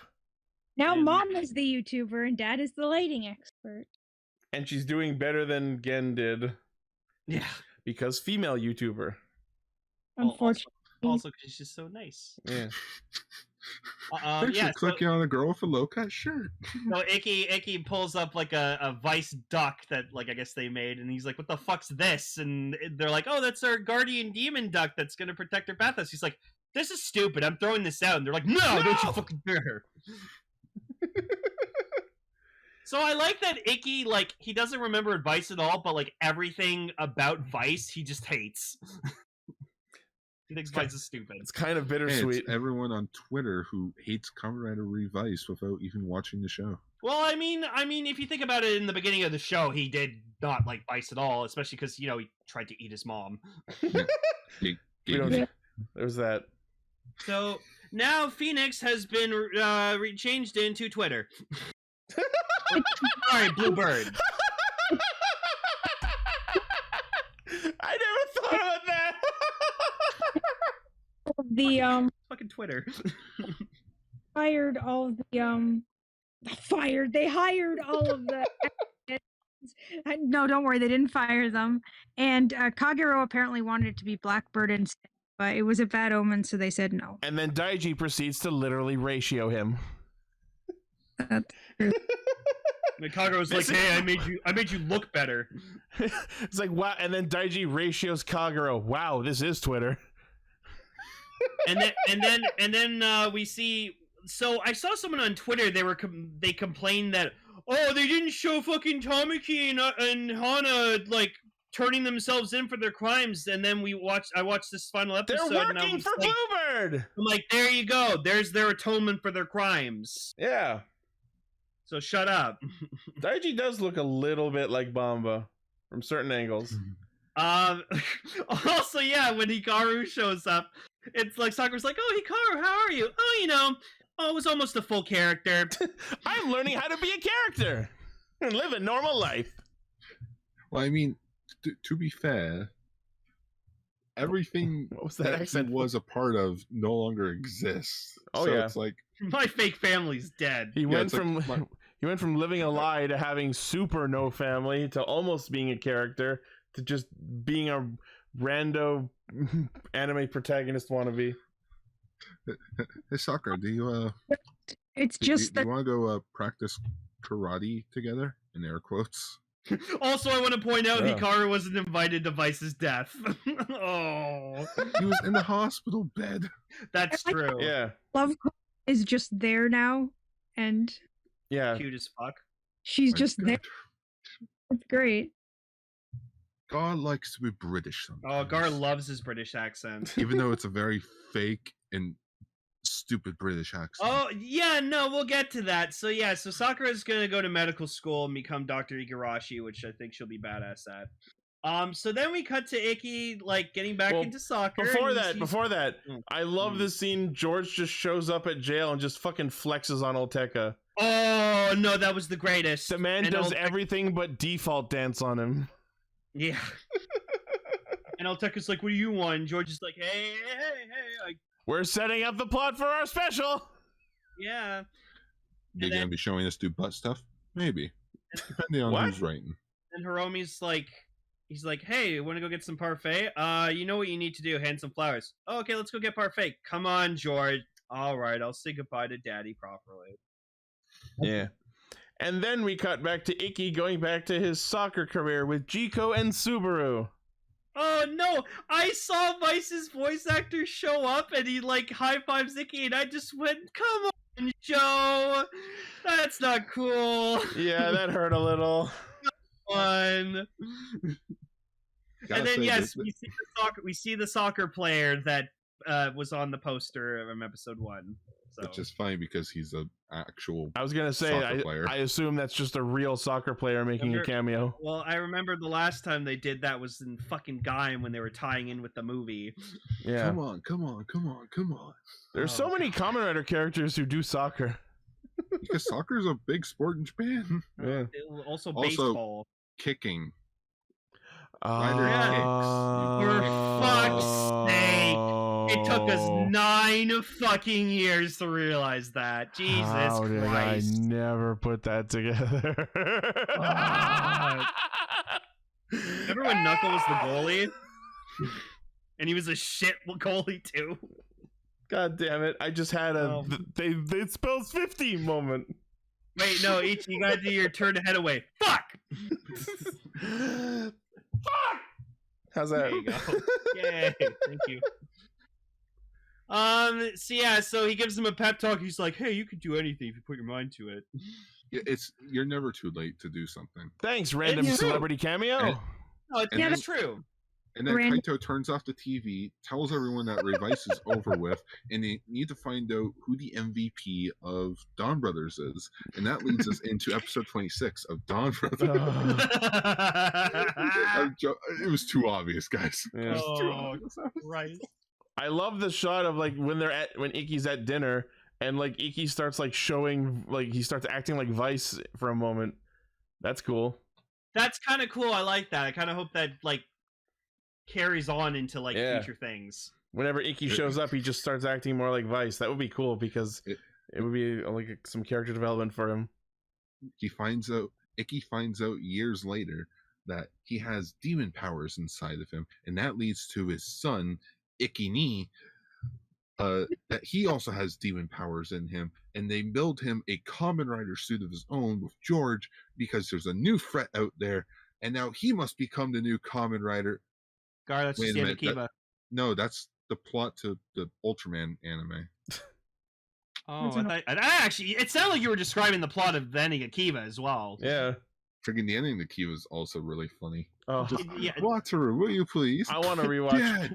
I might rewatch Kiva. I like this earlier this week. I watched like a compilation of Kiva henshins. That show is so fucking good. No, Blaze. The real Vice was the family we made along the way. Vice's best Ultraman. Anyways, Tamashi Nations, SH Figure Arts, Vice, please. Like now, I want to buy one. Vice, please. Yeah, I want Vice. I'm like the gross sister that just holds out its hand. Oh god, I saw that and I was like, oh. The Vice stuck. But before the episode ends, we get a cameo from Ace. Isu. And he uses Boost Revice driver, and I was like, ooh. Honest to fuck. I thought that was Ryumon from Gaia. What? Ryoma? Oh, you thought Ace was Ryoma? He does kind of look like him, I'm not gonna lie. Plus he looks like the same kind of smarmy ass fuck. It's the way that his hair is and just his forehead. I'm just like, oh wait, no, it can't be him. You're dead. Has being dead really ever stopped anyone? But no, you died. Kaiser.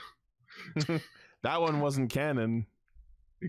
His major rule is, all right, Kaiser, you're in this project. You gotta go. Oh man, he didn't die in Zio. Oh, that's true. That's very not canon. Yeah. I already spent the first section of this episode yelling at Donbrothers. Don't make me kill my throat yelling at Zio again. Not gonna lie, the fonts look fucking fugly. I like them. I like them too, but they just look like, this looks like it was rushed. They look like sponsors of a fucking race car. I think that's what it's supposed to be. It's supposed to look like a sponsor. Yeah. No, you know what? The Revice one looks good. I think the problem with the Boost one is that there's not enough backlighting. Yeah, it could be that. Because hopefully they'll put more. I think they'll put more of a budget in when the actual show happens. Yeah, because like you can see it right in Boost where like the S blends into the background. Yeah. Yeah. So hopefully they put they need to put a border around it.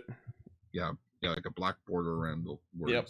Honestly, all this week I've just been catching myself just going, "Get ready for Boost and Magnum." I forget the context, but earlier this week in our Discord, I just busted out, "Get ready for Bonk."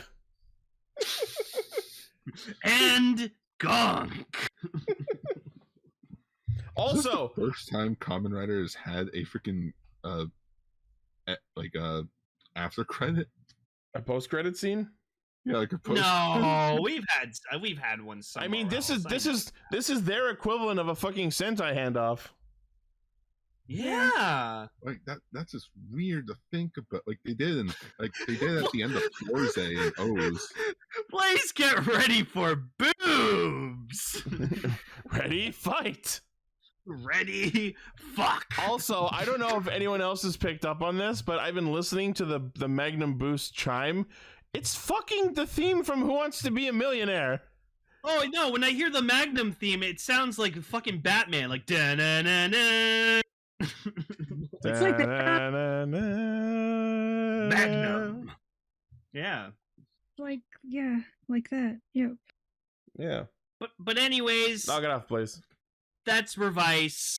Holy shit, was this a fucking amazing show? I'm glad I got a keychain. Yeah.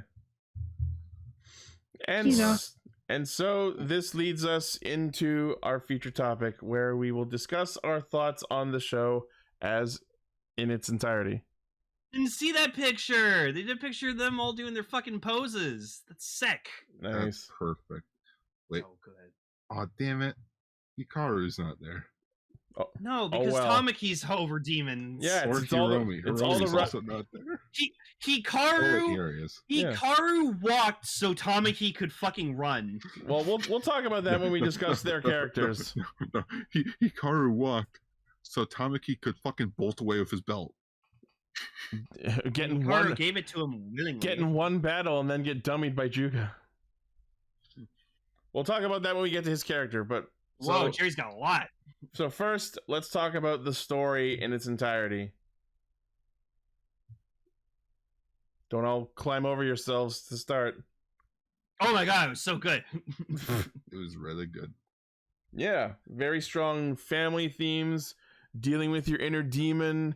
It was kind of back and forth on like, your inner demon's bad. No, your inner demon's good. You should make peace with your inner demons. You should exercise your inner demons.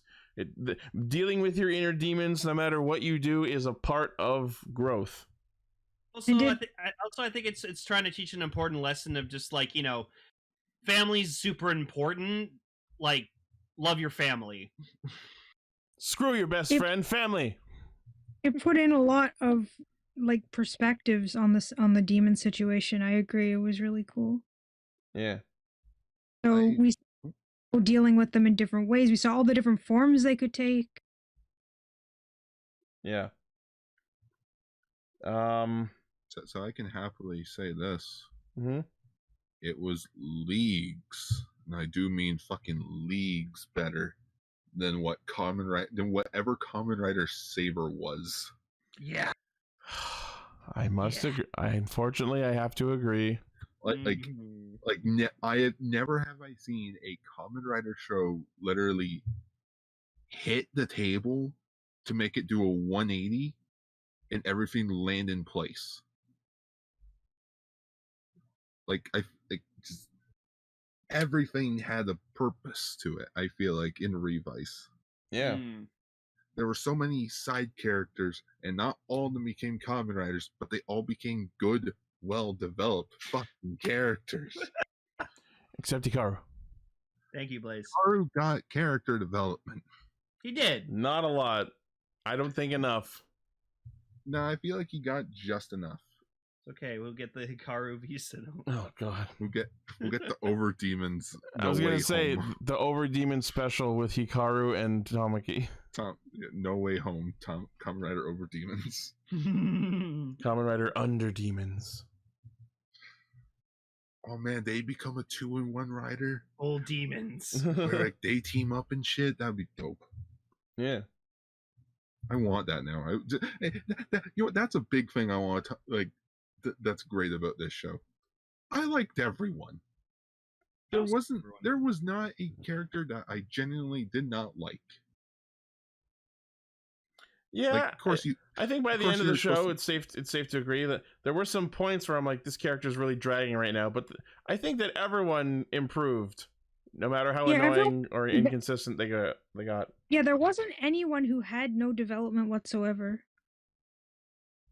Like anybody, really. The closest was probably Oteka, and even he got development. But I think even he, like, well, think of it this way. Oteka was your generic villain character for the show. He suited the role he was assigned. Yeah, in which, you know, karma bit him in the ass, where, you know, he got sealed away, got woken up. We don't know what the fuck happens in the summer movie, but he's in jail. And it's just like, you know what? He gets what he deserves. He thought he was better than everyone. Now look where he is. At the fucking bottom. Yep. Started at the bottom. Now he's back at the bottom.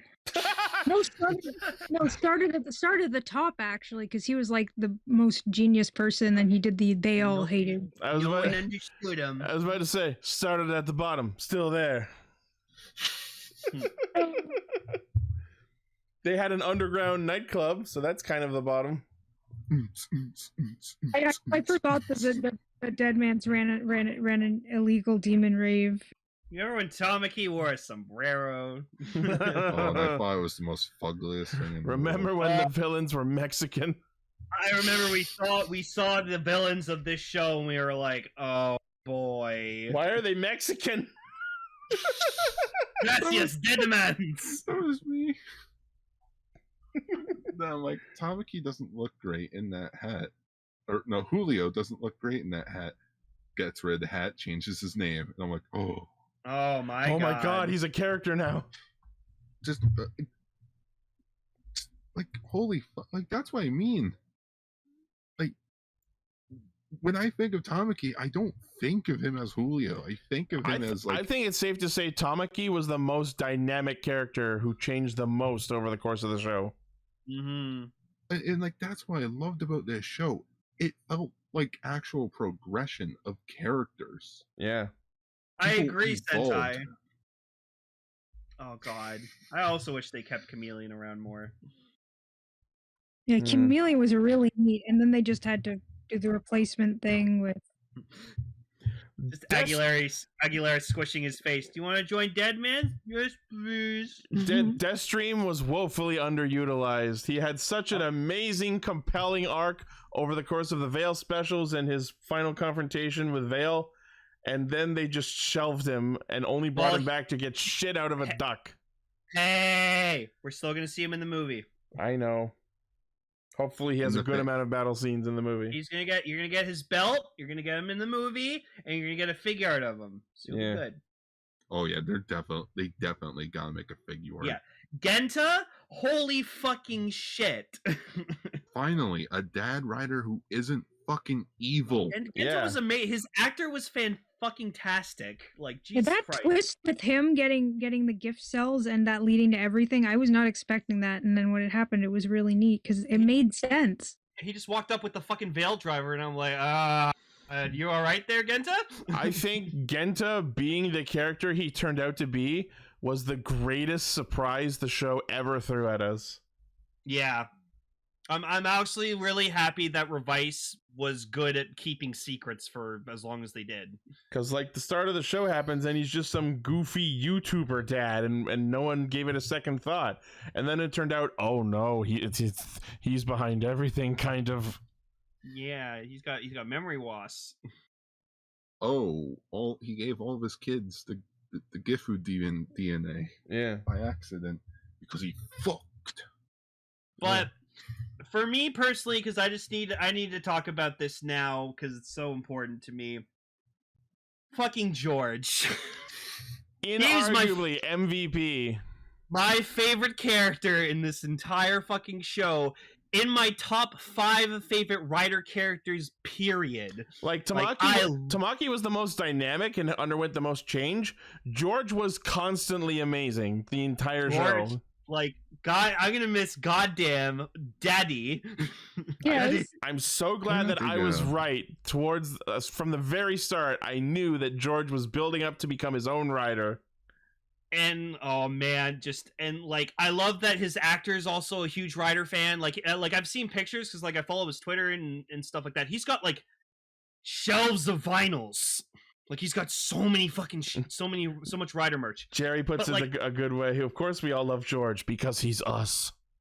Also, like when we found out his name was George, I was like, hey, he's gonna be an amazing fucking character because his name is George. Something we didn't really talk about much is in show they called him George Karizaki, which is really interesting that like they bothered to put his first name first, because typically in Japanese names the surname comes first, but George was different. Yeah, Georgie. Because he's curious, George. And Ichi, I know you're gonna fucking hate me on this. I'm so sorry, but honestly, George's Demons Henshin is my absolute favorite in the entire series. I loved his motivation behind it. I loved that he said "come on," like the way he says it is really cool. I will admit, I've actually all week, the past like week and a half, I've been just reenacting his Henshin like every fucking day. I really wish, like probably my biggest complaint with Revice was that I wish that he was demons more than once. Agreed. Well, he couldn't handle it, technically. He henshin into demons, and then he used the genomix, and he just went full out with the suit, and then it overpowered him. So. Which seems weird because, like, we saw that he was training his body to handle rider powers. Yeah, well, maybe also he just liked to work out and stuff. But yeah, like his English and stuff was great. And then again, like it just I kind of connect with him just because he was very personal with his dad, and then he just ended up really missing his dad when like he wanted to spend more time with them. And I'm the same way. So yeah. But yeah, so George for me, favorite character in this show and one of my absolute favorites in this franchise. And I hope to God we have not seen the last of this amazing man. We already know that we're gonna get a Juga versus Alteca special. Yeah, so more George, please. Morge. Who next? Aguilera / Hana. I like the direction they went with her. I like to think that they could have just cast her aside and we wouldn't have seen her ever again. They could have just exercised her. They could have just exercised her demon and shuffled her off stage and never seen her again. But yeah, they could have just arrested her, put her in a Phoenix cell, and that's the last we saw of her. To actually deal with the consequences, and then ended up making friends and embracing herself and her identity and becoming a rider. I'm just happy that the show gave us more than one female rider, and both of which were actually substantial and not just vapid token females. No, they were both. Yeah. But yeah, Hana was great. She really felt like the character who we witnessed be a victim of her own circumstance, but still voluntarily take responsibility for her actions. Hana / Aguilera and Sakura, right? Yeah, that was her name, right? Yeah. What these two characters combined just is how you do a good, like you had Valkyrie in 01, and it sort of just went, oh, okay, she's all right, and Izu as well. It's like, oh, okay, yeah, like that's fair. Then you had Mei and Saber, which fucking shit character. No, they all had potential, but it didn't go as far as it should have. But then here comes this writer coming in, and it's like, okay, here's how you do a good female character. Yeah, I mean, like, I don't think we've had a character like a female female characters this strong since I'd probably say Kiriko in Drive. Kiriko was her own woman, and I loved her every second of it. Like the fact that these two could handle like their own shit was just fucking good. They stood on their own. They didn't always need to be rescued. I saw this on Twitter. So we got Genta's updated X-ray chart. So there you go. What the fuck? Oh, fuck. It's Vale, and where's Heart supposed to be? Oh. I thought that's funny. Revice was originally supposed to be female? Really? I don't remember reading that anywhere. Yeah, just in the early concepts, the main character was going to be female, but then Toei's like, this is a boys freaking franchise. Hey man, if we got a female main rider protagonist, that'd be 100% all right. I hope that eventually we do get to see a main rider female. That would be interesting. Yeah. I don't think it'll ever happen. No. Probably not. Just because of the way that Japan is. Yeah. And the fact that in the end, this is a boys' toy line. Like, this is a boys' franchise. You have to have the main lead be male. What were you going to say, Emily? No, just that, yeah, like I basically what you guys just said, I don't think it's going to happen, but it would be cool if it did. Yeah. Right, Toei's not going to go woke. If you're male and you want to buy yourself a Libera driver and fucking wear that around and Henshin using it, go right the fuck ahead. I just like that driver because it was blue. I didn't give a fuck who used it. Yeah, it's cool. Yeah. So Kagura. Well, so we've talked about Hana. Is there anything else we want to say about Sakura specifically? I mean, I thought she was really cool, strong, pretty. I really like love as a concept. Just someone who's very strong and hard of will, having their demon be their softer side was really interesting. I even liked about Sakura that even though she like became a rider, that wasn't the end of her trying to like deal with her inner struggles. She still had things to deal with. And it wasn't until the very end when she realized, oh, I shouldn't be trying to protect Love Cub so much. I also need to like just, and then they decide, oh, we'll protect each other. So. Yeah.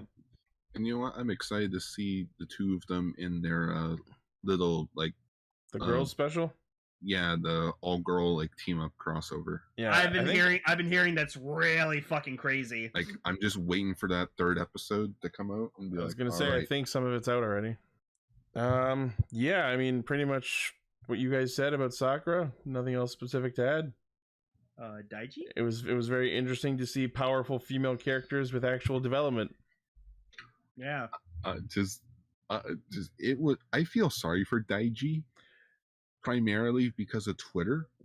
Daichi is the middle child. This explains everything. No, it's exactly that. But not only that, but just the fact that like I never seen a writer just get shit on after like a lot of people say that once Vale showed up in the show took a dive.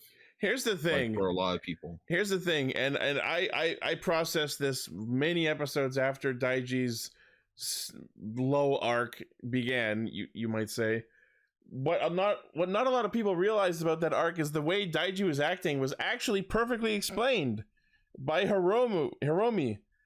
I talked about this. Daiji was acting the way he was because Kagero wasn't with him. They talked several times about how Daiji shouldn't let his sense of justice go berserk and go out of control. Daiji was the way he was during that arc because he didn't have Kagero to balance him out. In a sense, he didn't have a conscience. It's not that he didn't have a conscience, is that his conscience was yelling at him from inside his brain 24/7, saying, ignore everyone, do what is right, in brackets, what you think is right. He shut out all other opinions and let his blind sense of justice overpower his actual rational thinking. And so I think there's a lot of subtlety to Daiji's character that most people are not appreciating. It's sort of like the Family Guy joke of just the angel and devil. Just the angel, lie to her. The devil's like, lie to her. It's okay to lie. I don't know. Looks over to where the angel's supposed to be. And where's the other guy? No, and you know what? I think Daiji was like a interesting and very complex character at the very moment that they said he was going to be Revice, and he grabbed that belt and he just went, no, I can't do this. And you knew there was some instant conflict with this man. He had a fucking panic attack. He's honestly, like, that's the realest shit I've ever seen in Kamen Rider. Yeah. How many times has Rider ever done this where someone gets handed a belt and gets told to start defending humanity? Most normal people would react that way. They'd have a fucking panic attack. I know. With Forze, it was just like his childhood friend was just like, here, put this belt on, do this. Okay. I don't know what's going on, but I'm game. Cool. Like, would you count Kagero as his own separate character, or would you also lump him in with Daichi? Absolutely. Kagero is his own character the same way Love Cub is. He's a special demon. Yeah. Kagero is Daiji's emo phase. Also, they talked about it a bit in the finale of like Sakura and Daiji about the fact, or about his maturity stagnating. Oh no! I think that line was more set up for the Live Demons movie. Yeah, that's what I think so as well. Like the idea of like one day we'll have to say goodbye to our demons. Yeah. And I'm like, that's fucking sequel bait. My Chemical Revice. Oh yeah. Absolutely set up for the movie. Oh yeah. But it is interesting. It is interesting how like you see Kagero show up first, and we have this dichotomy of them fighting each other, and then trying to live with each other, and then supposedly killing him, and trying to live without him, and then having him come back and coexisting with him. I think it was executed pretty well over the course of the show. It may not have felt like that at certain points where certain critical plot conjunctures happened, but looking at it in retrospect overall, I think the arc makes perfect sense. Mm-hmm. No, Ichi didn't lose Vice. He's still inside him. He didn't lose his demon. He just can't manifest. That's why I've been saying, why doesn't someone just pop Ichi with the Rex stamp again? Because it would have just brought the contract back. He wasn't created. He wasn't created the first way with the stamp. The contract was when he was first spawned as a kid, but then stamping him in episode 1 just like brought him out to play. It didn't activate the contract. Yeah, but no, it's still the idea of like it just wouldn't feel right in a way of bringing back. I know from a narrative standpoint that's why they don't do it, but I'm just thinking like from a practicality standpoint, could they? You know why Gar enjoys this way more? Because you know what, they fucked it up in 0-1 because like Izu died and then legit rebuilt Izu. I understand. And you know what, Toma dying and then instantly come back. That pissed me off so much. Vice died and it's stuck up in the air. You know what? For all intents and purposes, it's stuck, and that is important. That's something different that Rider has not done consistently. That is why this episode is emotional, because the consequence is real. Yep. And honestly, after the end of this episode, I literally looked at my imaginary tier of Rider shows, and you have okay, that's cute. All the demons just sitting there. Like, you know, there's just this pillar with Kamen Rider Ryuki sitting there on the throne, like being there for 9 years.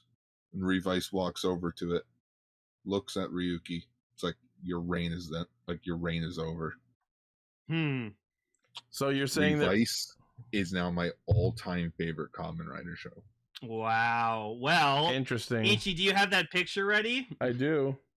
All right, Gar. Me and Ichi heard that Revice is your all-time favorite show. We wanted to do something special for you. So, me and Ichi, you may post the picture. We bought you your own Revice driver. No. Yeah, we got you the special edition with the Bata stamp and the book. So that is yours. It's sitting on my couch, ready for you. Yep. Oh. It arrived yesterday. Yeah. Amazon Japan. Guys, you didn't know. Listen, you can't get yourself a V-Buckle because it's so fucking expensive, but now you can have a Revice driver because it's so easy to get. So, here you go. Love you. Love you, man. Speechless, guys. Aww. Really, just fuck. You're a special guy. Wi-Fi hug. Yay! We love you. You can't tell, but I'm waving my hands in the air as if I'm giving you guys hugs. But just like just everything about Revice for me it's what I want out of a good show. Also, the designs are just fucking beautiful. I will briefly say that many of the early suit designs were not my cup of tea, but I think late game more than made up for it. Join us, Gar. Ichi doesn't have a Revice driver. He like the 2-side driver in the Daystream. I'm probably gonna sell the 2-side driver since I'm getting the Deathstream driver. Oh shit!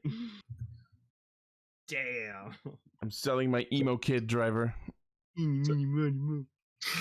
So should we talk about the MVP of the show, or should we talk about his other lamer half first? I love how non-specific that is. Blaze wants it, apparently. We'll talk later. I'm of course referring to Vice as MVP. MPP. Yeah, and Ichi as whatever I just said. This lamer, your older, balder, fatter son. Yes. like Icky was cool. He's not my favorite Rider protagonist, of course, but like I enjoyed him, and seeing his struggles and stuff was pretty powerful. So. I wouldn't say he's a dynamic character. He stayed pretty consistent, but when it comes to a main character, sometimes consistency is what you need. Yeah, Vice was the true protagonist. You know the weird thing? They sort of give me a Aladdin and Genie vibes. Yeah. Where it's like the Genie and Vice they both want the best for Icky, and like whenever they doubt themselves, they always have their back of like Icky's like, oh man, am I a busybody? And Vice is like, yeah, but that's who you are. He's got the family, he's got the rider belt, and we're not done yet. just like sometime when Icky needs to summon Vice, he's like, what do you need? What do you need? What do you need? What do you need? What do you need? Yeah. Oh my God. What do you need? What do you need? What do you need? The line is, I want to defeat Vice. Anytime now. I want to free the demon. Anytime now. Any Vice. I gotta say, Vice, another very dynamic character. He started the show as just an absolute shit-eating meme lord. You hated him. I hated this guy, but man, did he smarten up. Yep. I really like the photo. It was the hospital. It was the hospital fucking Carrie episode, man. Yeah. Oh yeah.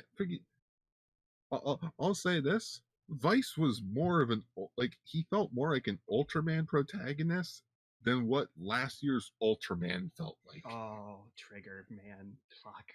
Like, smile. I'm like, shut up. Yo, Vice Duck? Yeah, no, fucking Vice Duck. Rubber ducky.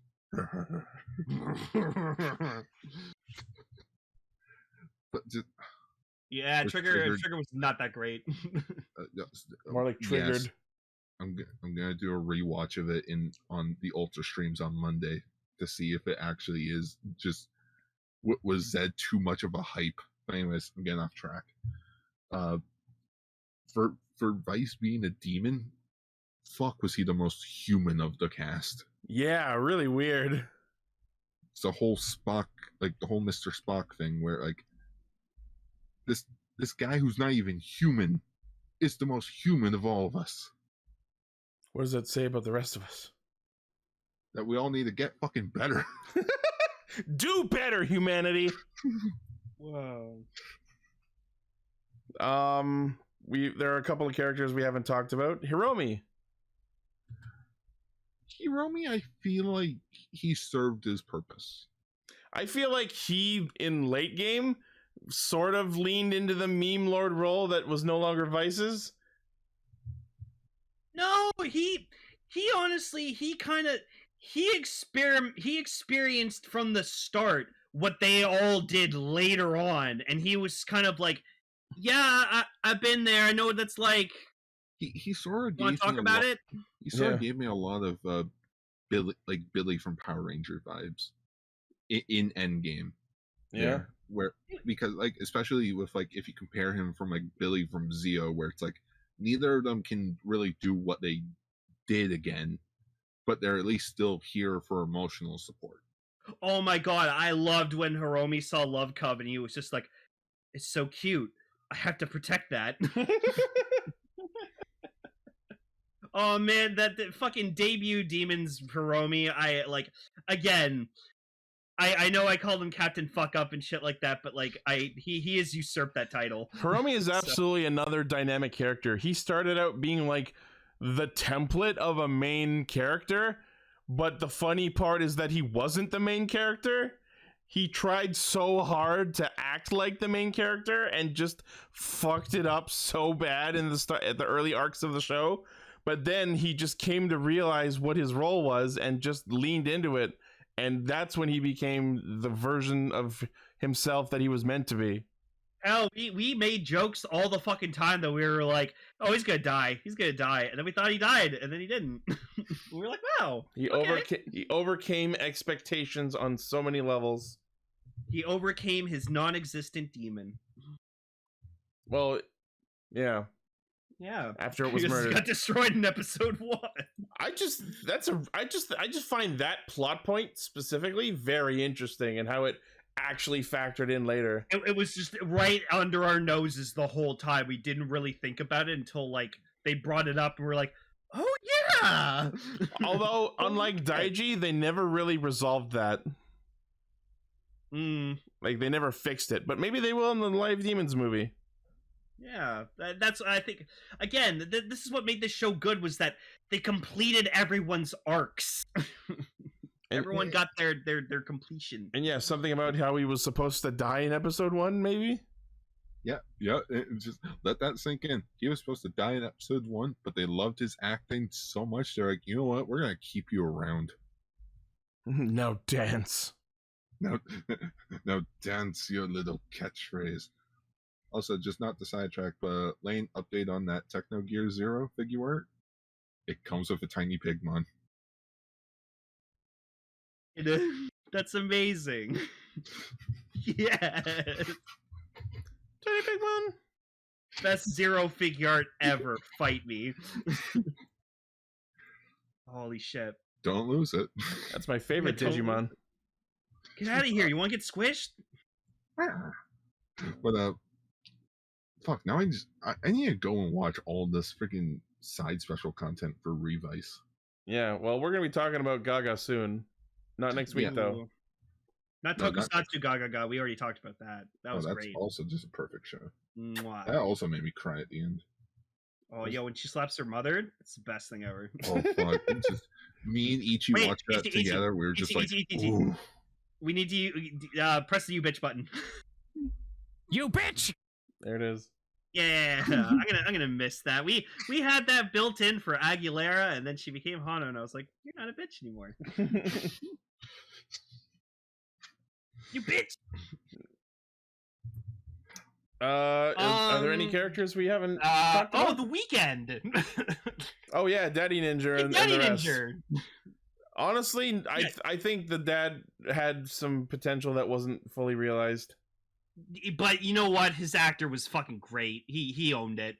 I think he kind of killed it at the end, but I feel like it's not quite enough. He died. That's why I said it that way. Man, he killed it. And the mom, the mom was less of a character than Hikaru, and that says something. I feel like she should have just like stolen a weekend driver or something, henshin quickly into something, but like then fucking just got do something. Fucking dummied. Like fucking do something. Pick up like a fucking demon's driver, become a trooper for like a fucking 2 minutes, and then just die. Okay, yeah. So there are other characters we haven't talked about. Yukimi, the mom. I mean, she's the mom. There's not really much to say. Her younger self was played by Hammy. Yeah. She was a good mother. Yeah. Mm-hmm. But listen, people, there are a lot of characters in Revice. Masumi, very plot relevant. Hideo was the one who tried to be the meme lord after Vice stopped, and he did not pull it off. Yeah, he was like, at least Olteka was like interesting, but like Hideo was just my least. Hideo was fucking cringe. I just didn't enjoy him that much. When he finally left, I was like, cool, good, cool, bye. thanks, bye. Yeah, and then I saw Olteka again. I was like, hey. Vale was kind of one note. He's just like, I'm here and I'm here to kill Junpei. I mean, we got Crimson Veil, so I'll give him that. That was badass. Veil was literally just a plot device to further Genta's character development. That's about it. Yes. It's cool that he was voiced by Kaiba. That's about it. Yes. Oh, no, I have the Kaiba belt. It's fantastic. And now I'm going to get the Kaiba stamp. I will also have the Kaiba belt. And I'll have the Kaiba stamp. Akaishi took a chainsaw out of the scenery. That's the thing. Like, you have to think of. There were a fucking lot of riders in this show. I guess Sentry does count as a Revice driver because that was made by George. Fuck! Yeah. I need to get this. I need to get that belt now. Yeah. If you actually think about it, Sentry is technically George's best creation. Really makes you think, though. Is it worth it? Oh my god, I need to buy this belt. God damn it. You've got shiny object syndrome. Look what you made me. Yeah, look what you made me do. You know what? That's a big thing that I never really thought about. For there's like 1, 2, 3, 4, 5, 6, 7. For like there's like 10 title riders, like 10 main riders in the show. It didn't feel like that there was that many riders. Yeah, it didn't feel like they were cluttered because they weren't like ever all on screen at the same time. There, I bought Sentry's belt. Oh god damn it! I hope it was cheap. It was under $100, surprisingly. I was surprised. That's good. Kamen Rider Sentry's belt should be $100. Sentry. $100 to buy it and $100 to ship it. There, I've bought the peak belt of George's fucking career. It just has two button presses and lights up. That's I don't like it. I like the design. It's pretty. It's cool. It looks fucking. I love alien. everyone's like that. It's laying for you. There, I did the thing I'm known for.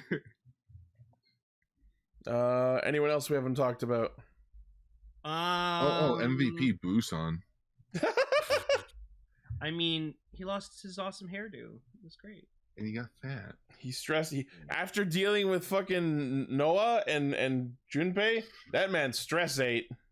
Yeah. Oh, Orb, I already bought like the first fucking wave of geek stuff, so don't even get me started. Lane's bought almost literally everything except the zombie breaker. Everything's on its way. Oh no, I have the zombie book. Yeah, except for the chainsaw sword and the vinyl. That's it. Yeah. You already got a chainsaw sword. Well, it's a gun, but still. Yeah. Anyways. Hikaru was Hikaru. Hikaru. Again, Hikaru walked so Tamaki could become a rider. Oh yeah, we haven't really talked super a lot about Tamaki aside from the fact that his was dynamic. Honestly, people, it's just the thing. Like I hate to say it, we talked a lot about Revice in the last year, and trying to condense it down into one like finale episode. I can just say this. Each character was great in their own way. I do want to bring up something about Tamaki though. His arc took too long to resolve, and when it did, the payoff was not significant. He had one episode where he got to fight his overdemons and then just get shit stomped by Juga literally next episode. I feel like George we should have had bad shit crazy. I know, but I feel like Tamaki's arc should have been resolved. I think like you need to pick up Tamaki's arc from the plot, move it over to the left about 5 episodes, and give him a period of actually being a competent fighter and a good rider, and let him live his dream. You know what I mean?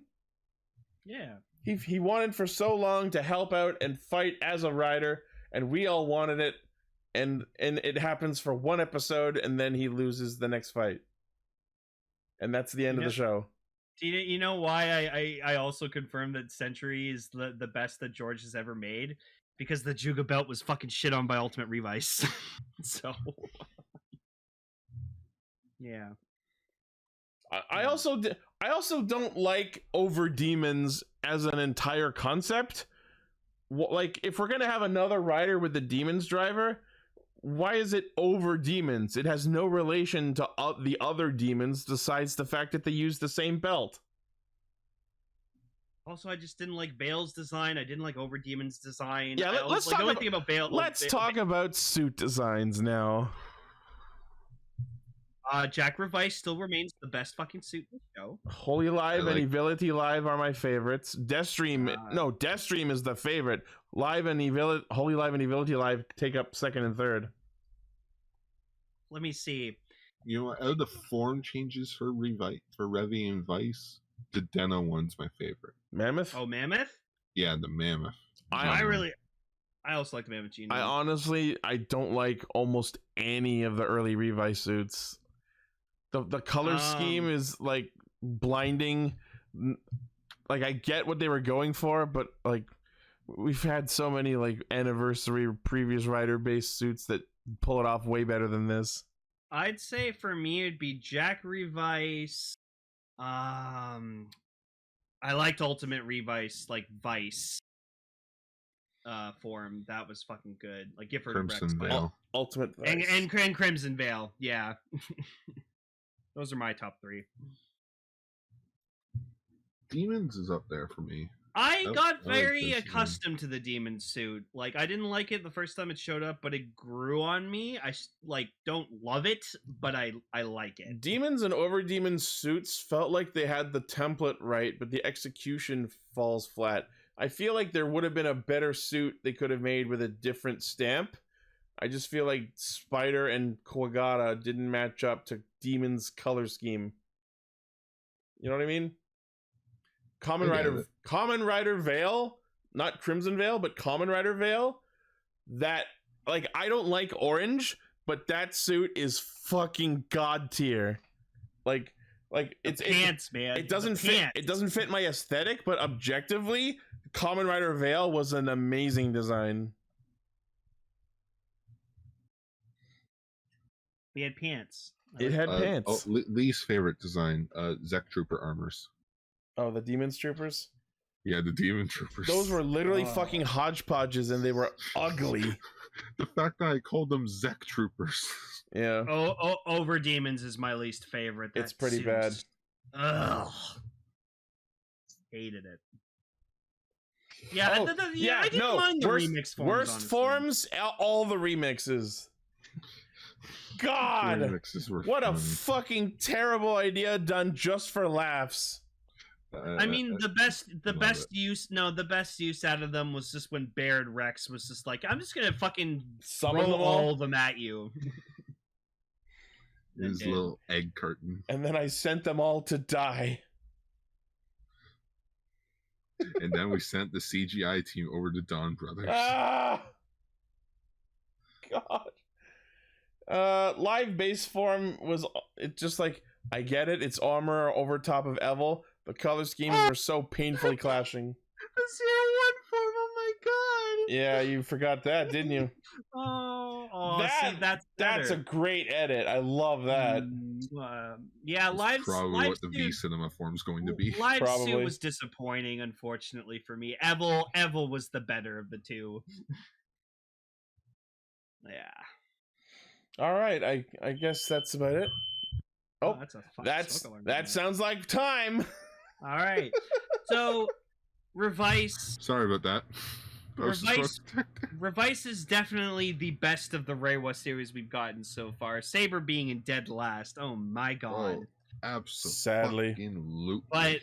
But Geets, I'm excited to see what's ahead. I feel like a show with the Battle Royale theme has a lot going for it, and it'll be what it is. It could take itself very seriously. It also could take itself not very seriously. We'll see. This could be like the Gaim of the Reiwa era. We'll see. It definitely has that feel to it, I think. The same feel that Gaim had. I am really glad Revice really changed me around for Kamen Rider. I'm happy too. Yeah, because, you really loved this. Like, just what, like back in October when I had to catch up to be on the podcast for like the end of October there, I'm watching the show and I'm like, whoa, this is really good. Yeah. Like, so much to the point where I was frustrated that I had to wait a week to watch the next episode. Yeah. Also for the 50th anniversary of the franchise, I like, good job. They nailed it. Honestly, I don't know if this show serves as a good anniversary series. I just think the show is amazing on its own.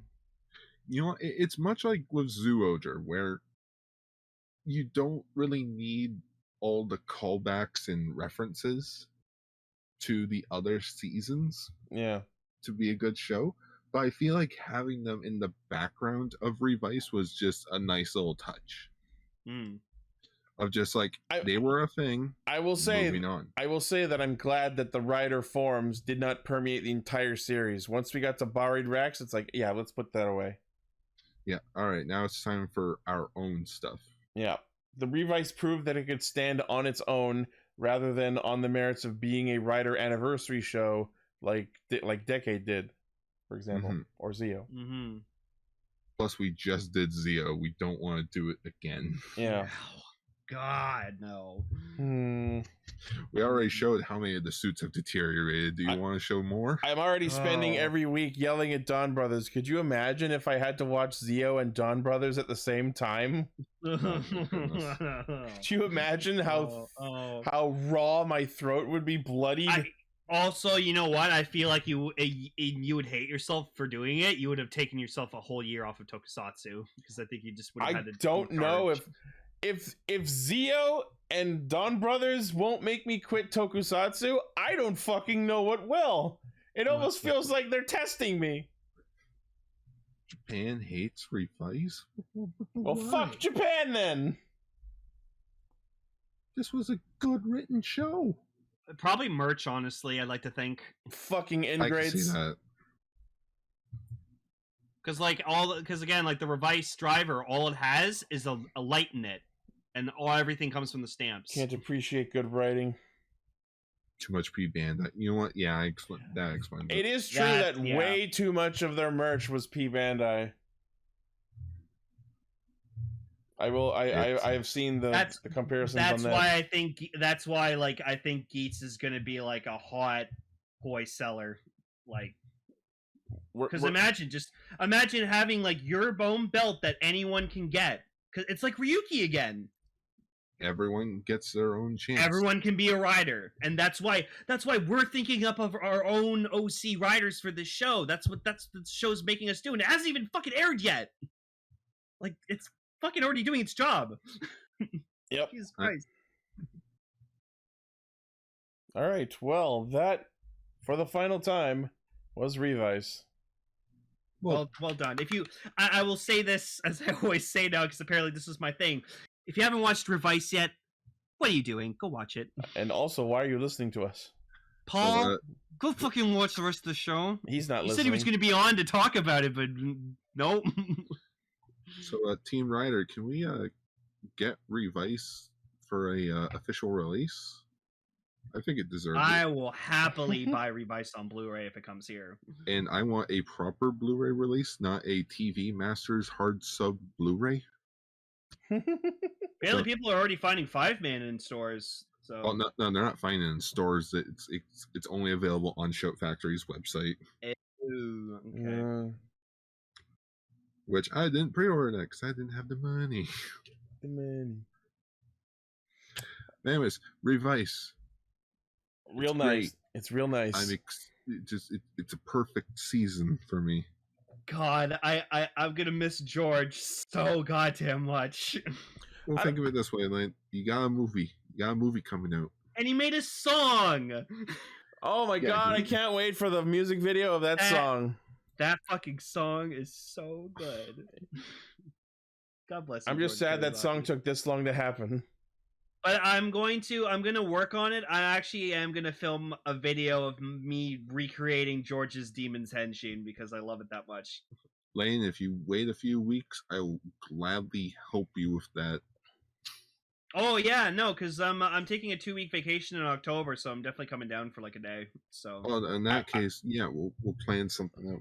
I saw the short version of the music video, Decker. Is there the full version yet? Because I don't think yet. Yeah. It'll be out in late September. Yeah. When the CD box comes out. That CD box is so cool. It's their bathhouse. In terms of ranking this show, I don't think it beats Build for me. Build is still my favorite. Oh no, Drive is still my absolute favorite. Always will. But I think Revice definitely makes top 5 for me. I'm not sure where on that, but it's somewhere between 2 and 5.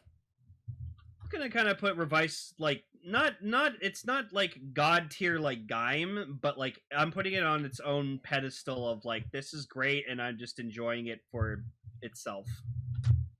Shinji is Ryuki, Ren is Revice for me. Oh Gar, why'd you have to show that fucking picture of them? Jesus Christ! Because Ryuki lost its title as my all-time favorite Kamen Rider. So it died with Shinji. Oh man! Wow! Next time on Game Grumps. So what are the real fucking odds that my two favorite Kamen Rider shows are both the third installments of their own respective eras? Yep. Yeah. Wait, what third one's for Showa? Kamen Rider X. Is X your favorite in Showa? No. So far, V3 is my favorite Showa Rider series. Okay. Well, he is the third rider. Oh, son of a bitch! My favorite was Amazon for the longest time, but I think my favorite Showa era rider is Super One. I love his concept, even though his actor's a piece of garbage. Stole the Yakuza stole my belt. Damn it! Now I just want a Ryuki Revice crossover. It would make no sense. Tiger Caster's like, and Gar has 3 letters in it. My God. It all adds up. Well, I am getting the number's 3. I am getting the Komodo Dragon Vice stamp with my Death Stream driver, which is the Ryuki stamp. Oh, I would love to have that. The Ryu Vice. Yeah, I was gonna say that. I was thinking that while you were talking. Well, anyways, this has been great. But yes, Gar, you have your own Revice driver to do with whatever you want. I'm gonna blow it up. You know what? Actually, I just remembered. Yeah, we're giving you the Revice drivers. You know what? Since I don't even want the dragon stamp, you can have it. Oh, yes. Thank you. Go. I need to get my hands on that octopus drive stamp. Do you like Forze? I do like Forze, actually. I think it's a very... You know what? That's also a very good anniversary show for what it had to do at the time. I mean, Forze... I consider Forze to be my second favorite rider show of all time. Forze succeeded in the mission that it had to be. And tearing everyone up after the disaster. Also, all right. He's the 13th Heisei rider. So. Yep. Oh. All right, so that will do it for us here on Castranger. This episode has been 2.5 hours. I cannot fucking wait to re-listen to this. And so we close the chapter on another Kamen Rider show just after hitting our own milestone of episode 400. And now we look to the future with Kamen Rider Geats. Oh my God. Ready? Fight. And hopefully he doesn't want to make us go Kamen Rider Yeets. Ichi, can we make the bumper like the voice says entry and then ready fight? Maybe. We'll see what the theme song sounds like. Oh yeah, that's right. I hadn't even thought about the theme song for the show yet. We have not heard it yet. Are they even going to play it in the first episode is another question. They usually don't do that. Not always. They'll probably do it during his debut transformation. Probably. Or from what I understand, it's one of those things where it's like build where he's already been a rider. I mean, if we saw him pick up the fucking Revice driver buckle at the end of Revice, so it could be that like the show starts and he's already a rider, and maybe they flash back to what happened, or. Oh, right. We forgot the last most great thing about Revice as well. The opening theme fucking kicked ass. I know we held off. I know we held off on saying it for the sake of one person, but holy shit, that song is K-pop as fuck. Yeah, but it's what a good theme. It's so good. It doesn't beat Switch On for me because Switch On is still my favorite Rider theme song of all time. And I gotta say, this is one of those rare instances where the TV size is better than the full size. You know what I'm gonna say? Honestly, all the TV sizes are the better versions. Not always. I do like some long ones better. Excite TV size is way better. Here's the thing. There's an easy way to know which ones are better. The TV size and the full size. If the full size of the song contains the complete TV size, completely unedited, then it's superior. But if they do what the Revice version opening did and insert things in the middle of the TV size version and break up the rhythm of it, that means it's not as good. That's my standard. Decker, I thought you were singing the theme to the second season of Amazons. Whoa.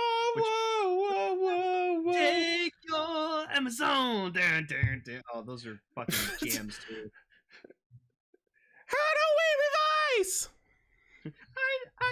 I don't know the words. Now I just need to find the figure arts for Revy and Vice. Oh, dude, I bought them both together for like $140 a piece. It was great. They're super cheap. Anyways, GK Radio Sentai Castranger. No feature topic for next week, as we're probably going to be talking a lot about the Geats premiere. Yeah, so we'll probably do Donbrothers again and then Geats. Yeah. Yeeks. Oh yeah, Ichi can fucking lie on the couch again. We'll see. I would love if that was just your recurring thing for Donbrothers. Just lie on the couch. The rest angrily. of the series, the rest of Donbrothers, I just like, nope, I'm sitting on the couch again. It took you halfway through the series to just realize I'm on the angry couch again. Just we get to the final episode. Ichi, what do you think of it? Guys, I think Ichi left. Just the door closed. Just yeah, like the door just slams. I'll be in my car taking a drive, raging. Yeah, I need to go for a drive. Where's Ichi? He went so far, he ended up at Gar's place, and Gar ended up at his place. We're just gonna hear him like still on Discord driving away, just him screaming, and then just cuts out. Yeah! I'll take the chicken. Oh yeah, no, Geats is tomorrow, Multi. Yeah, it airs in our time, like Saturday evening. I'm gonna be waking up Sunday morning and just fucking expecting subs. I'm gonna be expecting subs and watching it. I'm gonna watch the Raw if the Raw's out. I was gonna say I'll be stalking Nia all Saturday night, waiting for the Raw. Anyways, thank you everyone for tuning in. We love you. Go buy our merch. Go buy Geet stuff. I just bought the fucking Century spell on air, so that's gonna be here in a few days. Still can't believe you guys bought me a Revice driver. Yeah, well, you're our special guy, and we love you. So, fuck. Yeah, fuck you, Gar. We love you. Now I need to try to explain that to my parents. Why? You didn't pay for it. Exactly. It's gonna seem a bit fishy. I don't know. I'll put it in one of those loot boxes. There you go. They'll never know. No, no one can ever know.